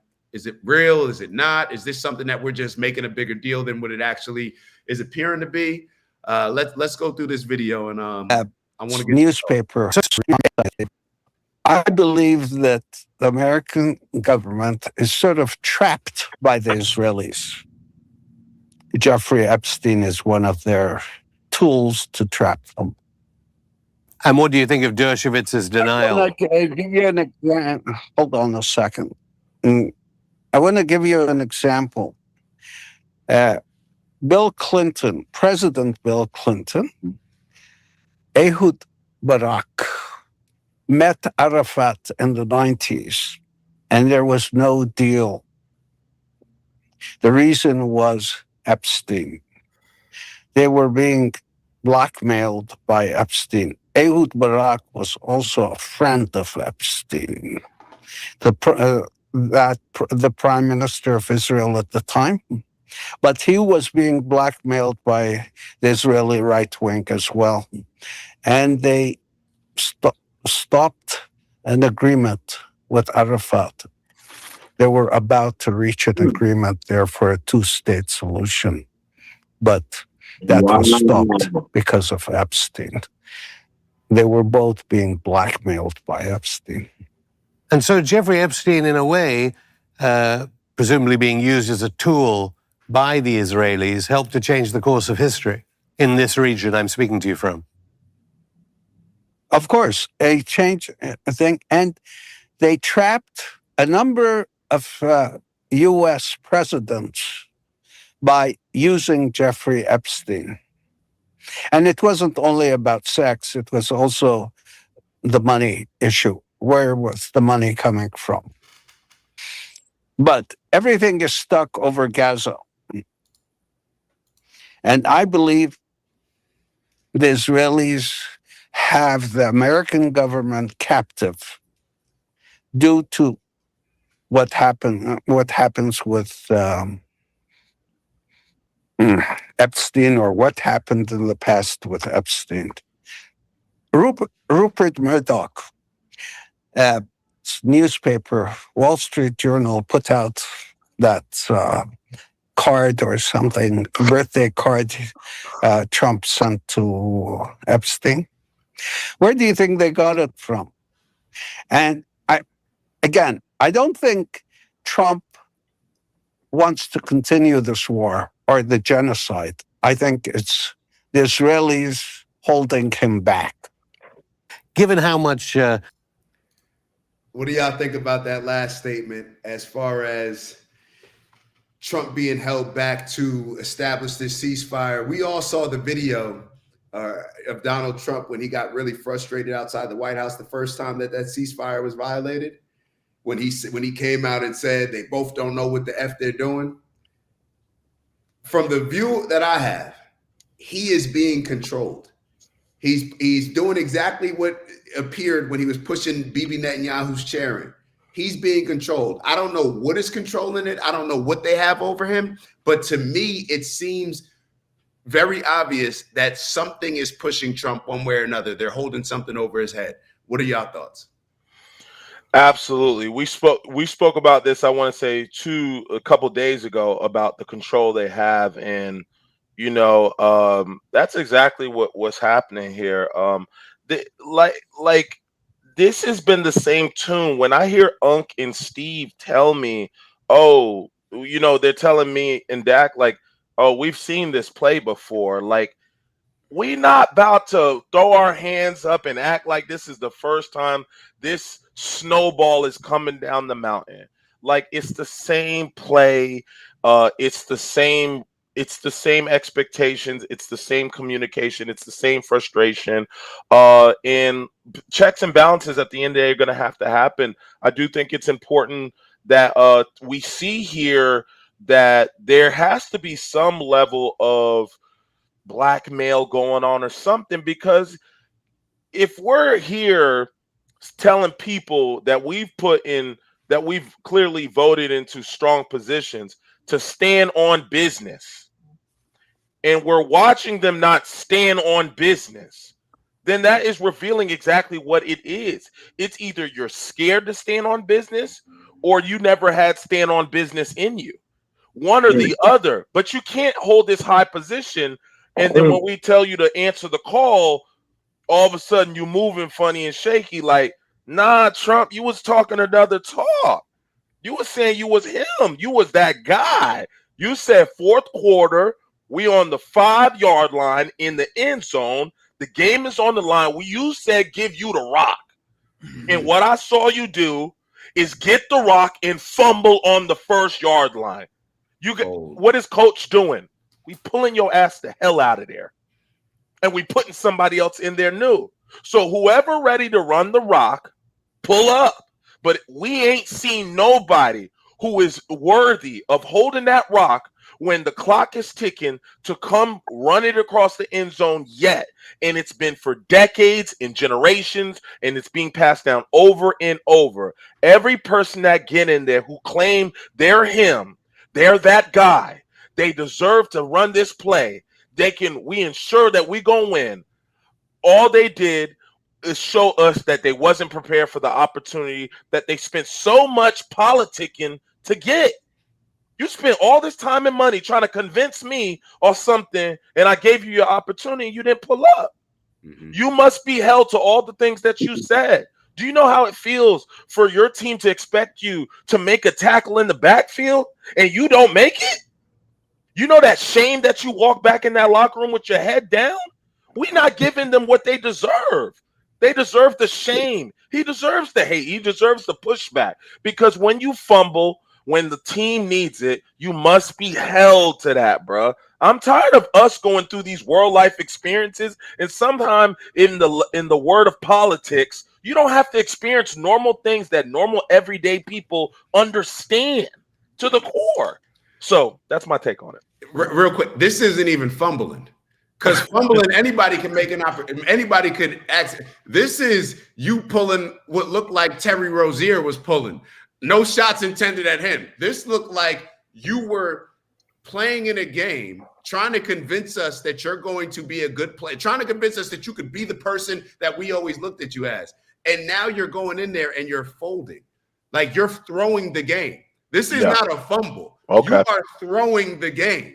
Like you are making the decision to, I'm going to turn my back on the people that I told them I was going to do the A, B, and C for. All the things that I said I was going to do. Now I'm intentionally, we can't even act like he's fumbling. He is intentionally fumbling. Like he's giving away the game. Because think about all of this when it comes to Trump. He was pushing certain things as far as no new wars. Then JD Vance goes over there. And they vote to annex the West Bank while JD Vance is visiting Israel. And right before Donald Trump came out and said, no, I'm not allowing them to annex the West Bank. Enough is enough. Enough is enough. And then the reporter asked him a question, which he found very disrespectful. It seemed like, well, have you spoken to Bibi about this? Like almost like, have you talked to your boss about this? Like, don't tell us what you're gonna do. What did your boss say about this? And then Trump says, nah, I don't, whether I talked to Bibi or not. Yeah, I spoke to him, but they're not annexing the West Bank. JD Vance goes over there and they vote to annex the West Bank. Like the amount of disrespect that is shown. That's exactly what it is. Yeah, it's like they're doing things in a way where it's like now you start to question all these things. Now when Bibi Netanyahu's bragging about killing people with pagers, well, maybe now we know why people are speculating how Charlie Kirk was assassinated. Was it a Mike gun or something like that? You're bragging about killing people with pagers. You're bragging about doing all these different things, and you're doing it. You're playing in our face. You're playing in our face, and our toughest guy on our team, who we thought was our toughest guy, just completely folded. And now we're sitting here scratching our heads like, damn, I thought he was the guy. We thought he was the guy. Yeah. Hey, Dak, I love that analogy because it's so true. And it looks to be, if you look out over so many administrations, that our general manager is hiring third string chumps. That's what's happening. That's what's Third happening. string chumps because he's getting bonused on the team having a losing record. Period. There you go. The analogies, that's the one right there. Yeah. Dude. Wow. Dude. All right, let me recognize this super chat real quick. Halus, hopefully I'm pronouncing it correctly. Shout out to you. Definitely appreciate the support. Trust and believe it goes a long way. I want to show everyone on the panel that I support OG. I listen to y'all on my smart glasses at work since they won't let me pop an earbud in. Yo, I just got put up on those smart glasses. And actually, you could hear a speaker, like just some regular glasses. I saw some of the comments, but that's dope. Shout out to you, Halus. Yeah, shout out to you. And as we continue this convo, Dutch wrote, they are I'm wearing a pair right now. Stupider and sicker. Stupider and sicker. This is what they're trying to do. They want us as ignorant as possible, as weak as possible, as sick as possible, as scared as possible. Like it all works in a way to control us. Yep. Yeah. 100%. And right there, that is the beginning of wisdom.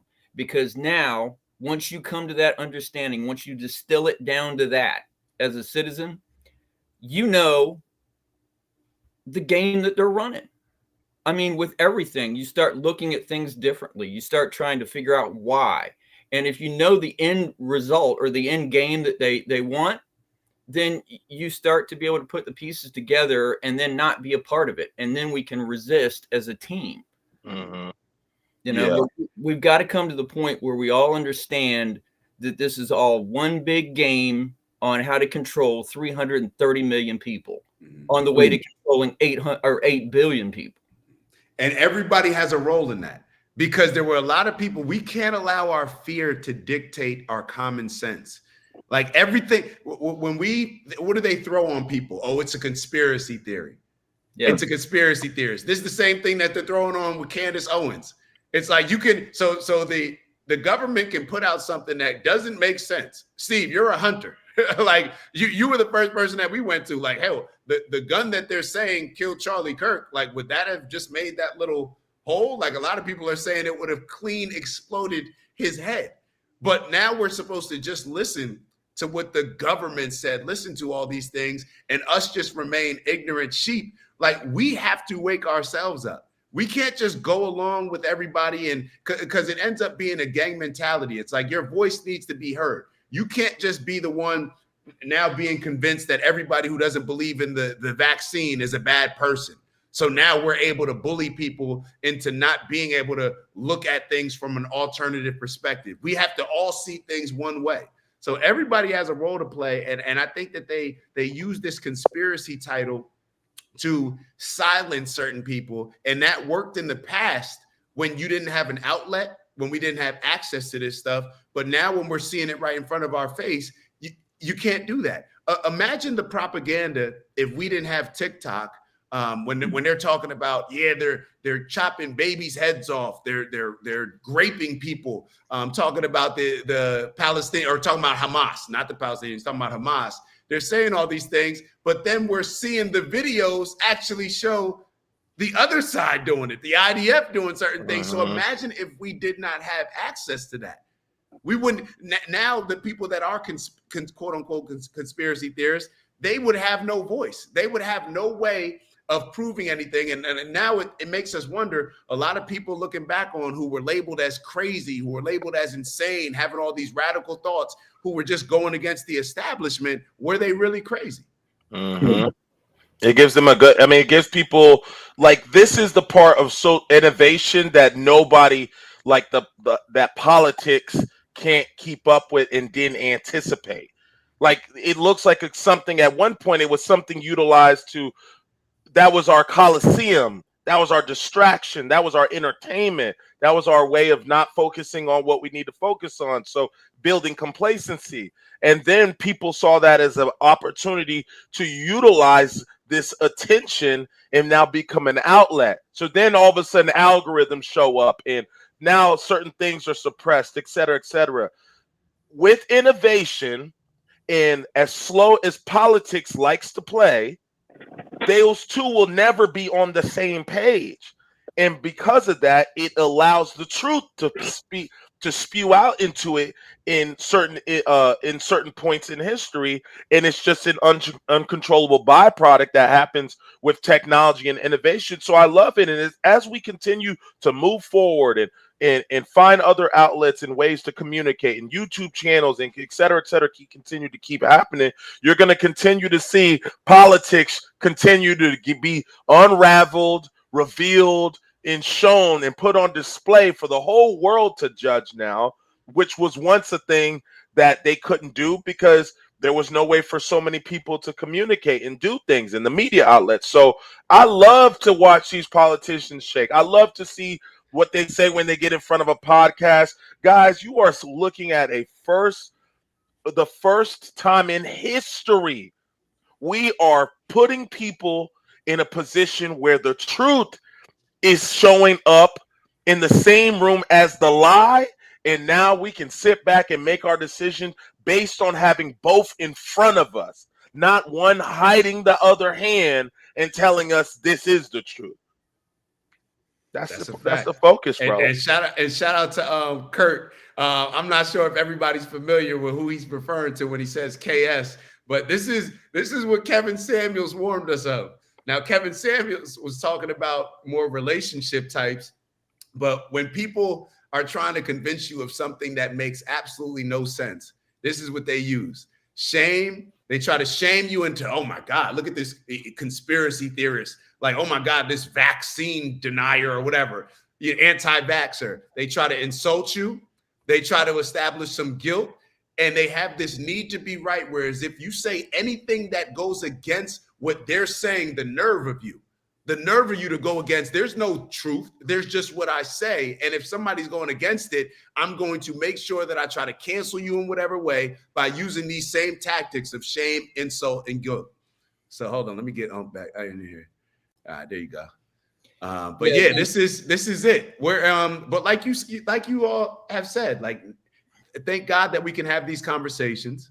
You know, the politicians couldn't anticipate. The doctors couldn't anticipate. This is a lot of these doctors' worst dreams. This is Big Pharma's worst dreams. Us being able to get on this show and have these conversations and to call out the doctors, and where we can just pull up on the screen certain information. We can do all these things actively where before we couldn't do it. Before we just had to listen to what was being told to us. And that's why we had the political correctness and that political talk. And Donald Trump was the first one that came in who was the opposite of all of that. Whether Democrat, Republican, we just saw him as representing something totally different. It appealed to us. And what it did was it opened the door for a lot of that style of communication.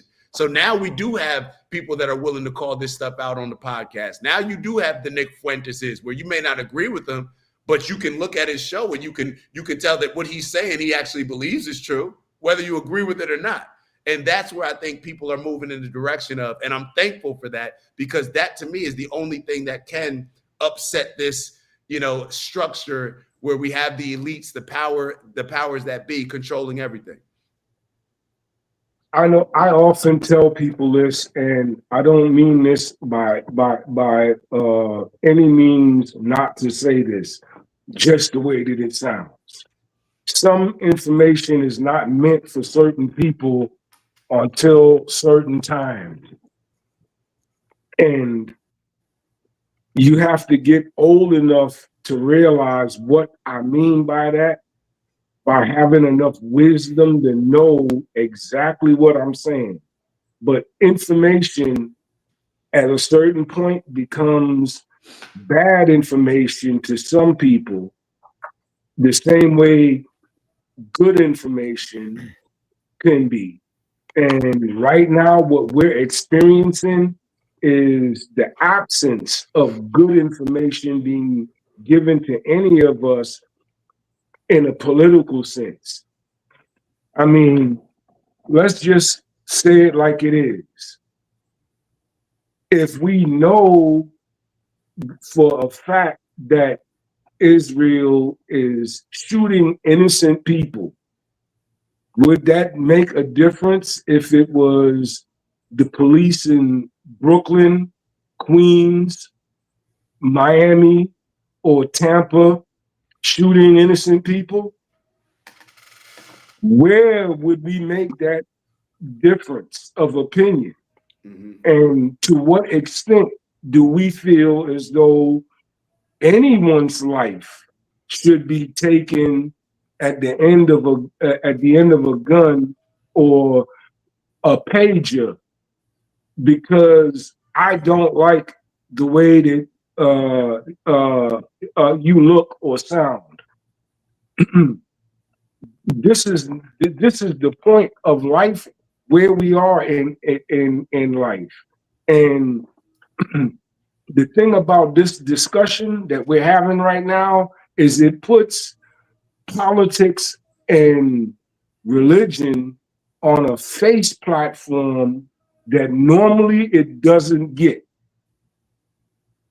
And it's one of those types of things to where it's either shame on you or, like y'all say, how many times can you see the quarterback give the football to a linebacker before you realize, oh, he's calling that play again? It's just that simple. But you have to take into account that most people don't have common sense. Common sense is not something that is something that is taught in school. Most people are naturally followers. Like I said earlier, they're taught to be sheep. They're not taught to be wolves. They're not taught to be tigers or someone that will go out onto the battlefield and do some damage. What they're taught to be is pawns. Go to work, get $9 an hour. You'll be okay. What?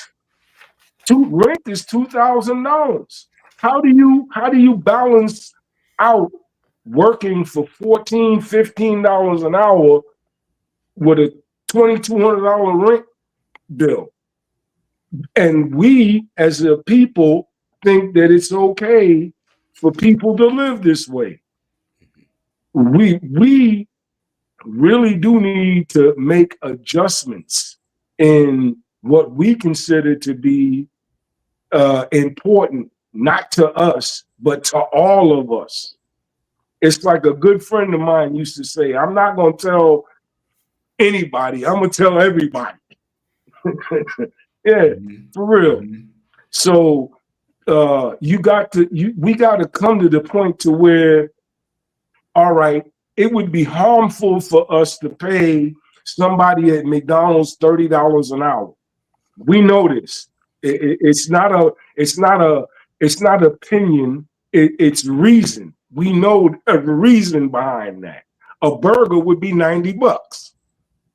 So, but we still have to come to the understanding that a 22-year-old that's trying to live, let's say he or she doesn't have parents or family, but just trying to live. They got to live somehow. And there's people, grown people, that still ain't figured out that life yet. Well, damn, I need $300 more than I have, but I can buy lottery tickets. Hopefully I'll win. These are some of the things that we really do need to come to the educational standpoint for each other and start focusing on what's holding us back, because what's holding us back is us. There's no person holding us back by the foot on our neck. There's no one telling you you can't go buy 40 acres if you could afford it. It's being able to afford it. It's being able to say that you can get there. Hell, people our age remember when a brand new Cadillac was $8,000. You can go to a showroom with $8,000 8,000 singles and drive away in a brand new Cadillac. But at the same time, a burger from Burger King was probably 60 cents, 70 cents. You know what I'm saying? So life is going to be different because times are different. But we still need to work with each other on the economical issues, the parenting issues, the wrong judgment call issues, and all of these things. The promotion of, okay, I can go to church on Sunday, but damn, I shouldn't have stayed at the club all night Saturday night. These ideas are things that everyone in every generation's lived with. There were dope fiends when I was a kid, the same way there's dope fiends today. There's no difference. And it doesn't matter what country you're in, because Lord and hold be let it be true, there's dope fiends in China. There's dope fiends in Russia. Everywhere. You know what I'm saying? But we need to work together on a one-to-one basis, or just a, hey, this is what I can do, what can you do, and we all come together. Because if you work in a kitchen, you realize that sometimes it's not good to be in the chef's way. You know what I'm saying?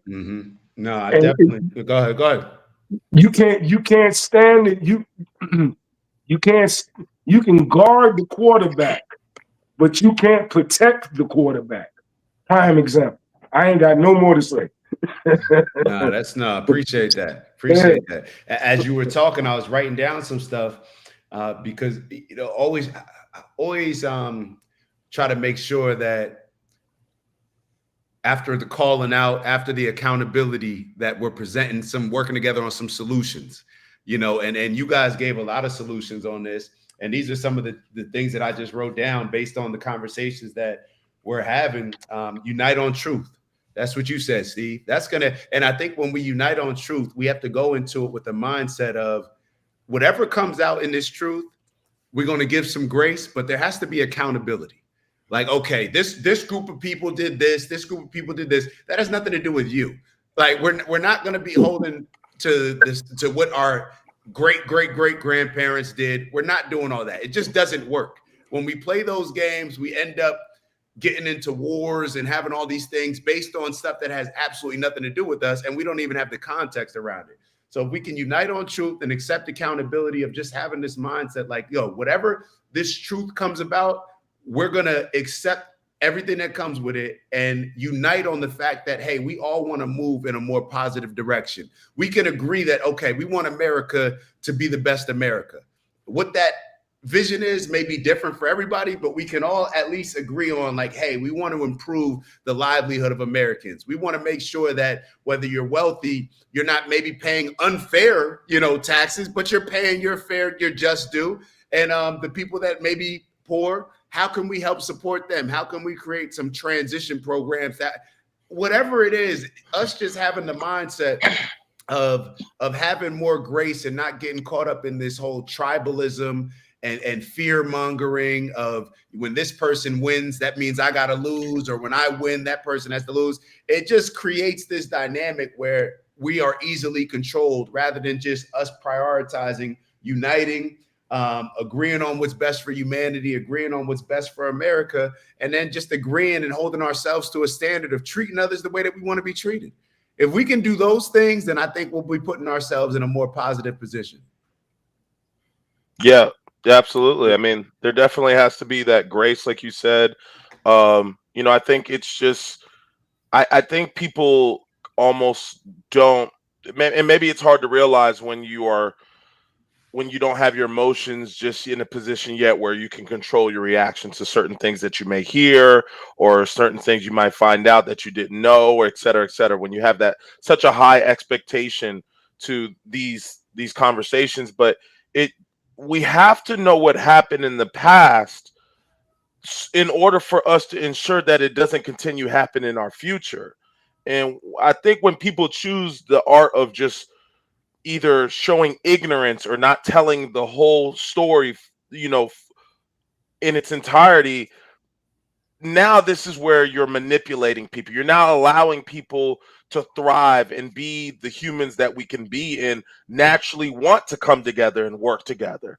The only reason we're not working together is because somebody is withholding some type of truth and somebody is holding some type of advantage, and they're moving all these little, we're almost like chess pieces. And it's important that if not one source is going to tell us the truth, then it's our jobs to come together and bring our truths to the table and have those conversations so that they're beneficial, so that we can see a light at the end of the tunnel. Because there's no reason that I should have not want that at some point in time. And so if you truly just care about, that's why I say it's important. And even when Unc said it, like, there is a point in time when information is just too much for certain people. They're not ready to do what they would need to do with it.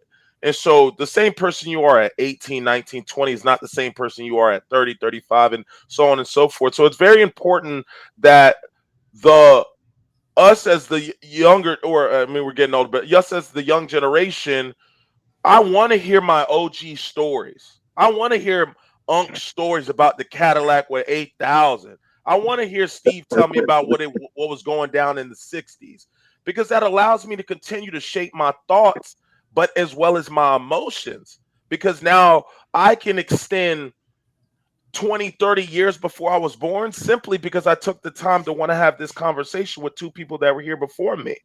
But it's when we, and I'll hold the younger generation accountable as well. You need to want to hear the grandfather's stories. You need to want to hear the stories from the people before you, because as you get their stories and you have your experiences and then you have children, you're going to want to give them the best advantage that you possibly can. And believe me, there's not enough time for you to experience enough life to give somebody the tools that they need to necessarily have all the answer in their life. So bring as much to the table. Bring your manila folder, bring your briefcase. Dak, bring yours. Steve, bring yours. Unc, bring yours. Let's sit down. Everybody put their papers on the table. It may be a mess. It may be chaos. But at some point in time, if we start the mission, and maybe this starts, somebody else will continue to start putting it together, and maybe one day we will get to the truth. And the goal may not be to get to our truth today, tomorrow, or even in our lifetime.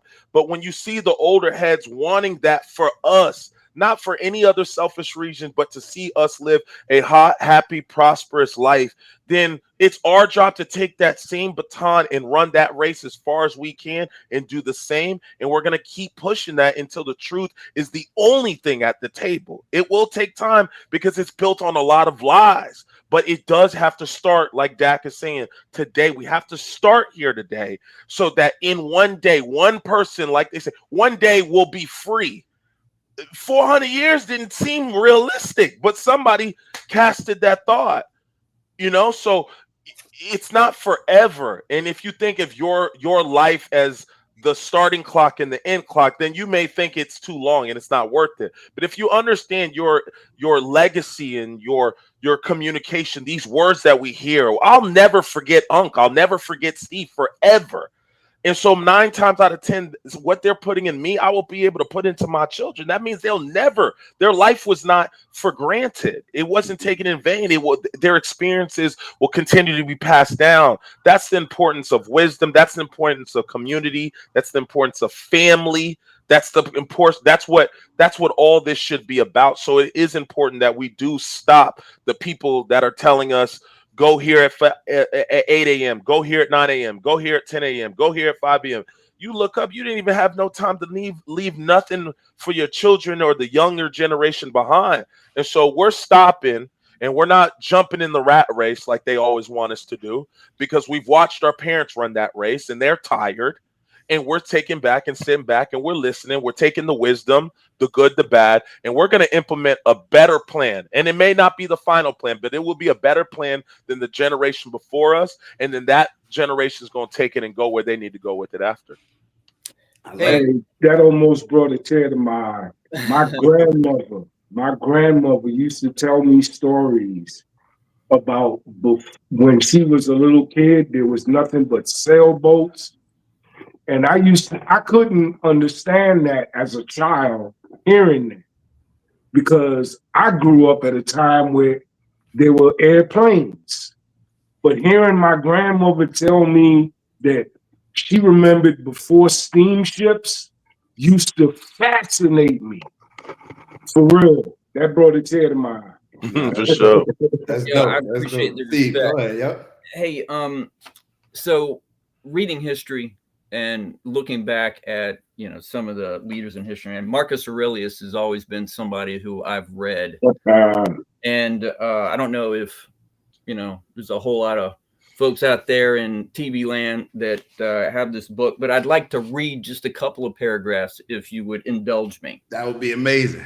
All right, now everybody think about this and see if it's relevant for today. Mm-hmm. From my grandfather Verus, I learned good morals and to govern my temper. From memory and the reputation of my father, modesty and a manly character. From my mother, belief, generosity, and abstinence, not only from evil deeds, but also from evil thoughts. And further, simplicity in my way of living, far reached from the habits of the rich. From my grandfather, not to attend public schools, but instead to have good teachers at home. And to know that on such things a man should be willing to spend. From my governor, neither to be in favor of the green nor the blue party, to be neutral and free from bias. From him, I also learned the endurance of labor and to want little and to work with my own hands, not to meddle with other people's affairs and not to listen to slander. Now, you tell me, this was written thousands of years ago. Is that relevant today? Mm-hmm. Absolutely. 100%.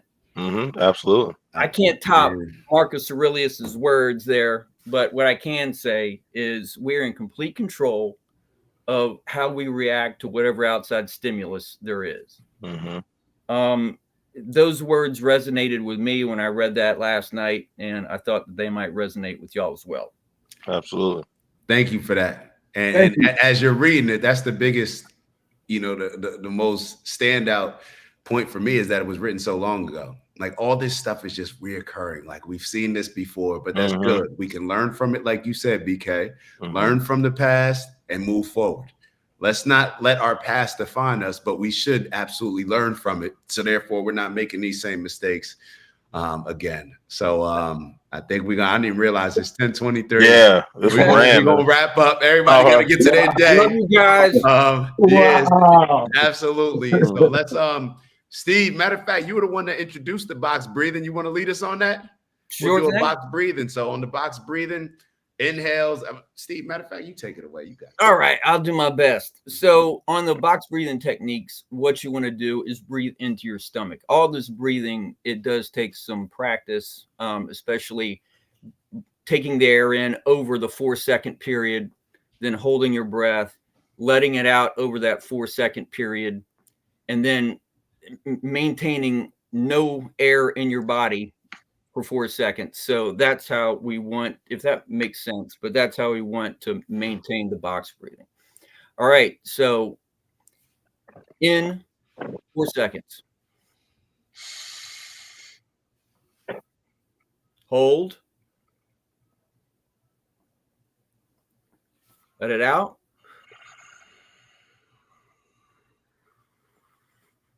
Just be. Breathe in.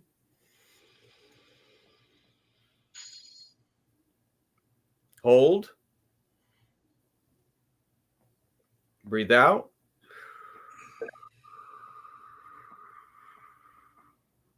Just be. Breathe in. And hold. Breathe out.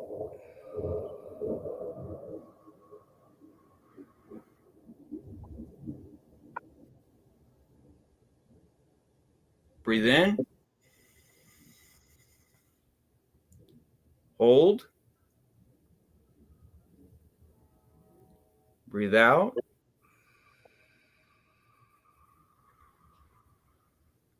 Hold. One last breath. All that positivity.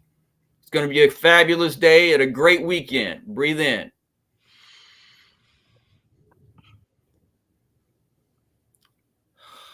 We're done. Man, appreciate that, big bro. Blood pressure is yeah. down. Yeah. Blood pressure is 120/60. I love that. Feeling good. I love that. It was a different experience listening to you do it when I'm actually usually telling people thank you for that. You didn't have to think. I didn't have to think. It was truly a breather. So now you just taught me that I actually need to implement it as well, when I'm just, my downtime from outside the show. So definitely appreciate that. I want to acknowledge, of course, shout out big bro Robert, always coming through. Sorry we didn't get to this comment earlier. I missed it. Maya just let me know. But you were talking about the $30 minimum wage will make a burger 10% more expensive. We had that in the 70s, and people had their burgers. In Northern Europe, people can still get their burgers. Don't fall for the propaganda on minimum wage. All right, so we're gonna have to talk about that. We'll discuss the minimum wage and for Critical. Just so you know, Critical, hold on. I know we get sidetracked a little bit, and when I say we, I'm talking about me. But just to let you know, when I share the screen, hold on. Let me share this. We did have a video of Dulles up there, so we will get to that Monday. We'll get to that first on Monday so we can learn a little bit about him, his experience. I was having a convo with ChatGPT on him. Definitely an interesting character that we'll discuss. So we will definitely get to that. And Robert, we'll make sure that we touch on the conversation around minimum wage, because perhaps that is something that we should look into. But as always, y'all know we come here to do elevate, right? Elevate on purpose with intention, becoming the best leaders we can become, growing into the people that we can become in order to accomplish these audacious goals. Unc, you want to chime in? Go ahead. One love. One love. Yeah, I'm giving the one love. Man, that's what we're all about, man. Let's grow together. Let's grow together. Let's build together. Now, when I'm thinking about that bag that we always talk about at the end of the show, our focus, maybe we should have some community bags, some community focuses, making sure that we're all holding ourselves accountable, all paying attention to the goal that we're looking to get to, using it as a compass, using each other as guardrails. A lot of times we talk about using these words as guardrails. Perhaps one of the biggest things to use as a guardrail are the people that we surround ourselves with, making sure that we're on point and holding each other accountable. So the things that I like to focus on: peace, love, happiness, health, wealth, and in everything we do, integrity. Always got to add that balance. And I'm going to now lead with a focus more so based on community. How can we have all those things and build as a community? So that's where I'll leave it. If you guys want to finish off with any last words, please feel free. I'm good. I can't top. Yeah, you picked a good one, man. I gotta go back and look at more of his works, especially the Stoicism. Hey, well, basically, let me leave y'all with this. Be safe, be secure, always be happy with the man or woman that you are. Know that can't nobody ever love you like you, and realize that loving yourself sometimes comes with obstacles. Mm-hmm. I like that. I like that. And Finn summed it up well. Strength and honor in everything you do. Speak your truth always. Have the courage to protect the vulnerable. Let your light shine bright, but remain humble. Knowledge is power. Use it. I think we're all on the same page. We're on the same page as far as what the goal is. So now we're just working out, how to get there. So in each day, I think we're intentionally taking a step in the positive direction. So I'm appreciative for you all. Appreciative for everybody as always. Everybody have an amazing weekend. Quee sent the fire emoji, so y'all know what that means. And one love from everybody. We'll see y'all on Monday at 8 a.m. We'll go chop some wood. We'll go chop some wood, man. Matter of fact, hey, we're going next time we're down visiting you, Steve. We got to get some content, maybe film from there, because I would love for the world to see, you know, how you can live if you become intentional, if you make the decision, hey, I'm not going to let all this stuff impact me. I'm going to take control of my life. I'm going to be off grid, you know, but I think there's a certain level of appreciation of life that you have that typically we wouldn't have when we get caught up in this rat race mentality. So we are grateful for the Gavin Corner and would love to have you. I love it. I love it. What's that, Colorado? Bill, Colorado Custom Services, build for a living. I love it. I love it. Hey, build for a living. Everyone have a good one. Like on your way out, and we'll see you soon. Have a good one. Enjoy.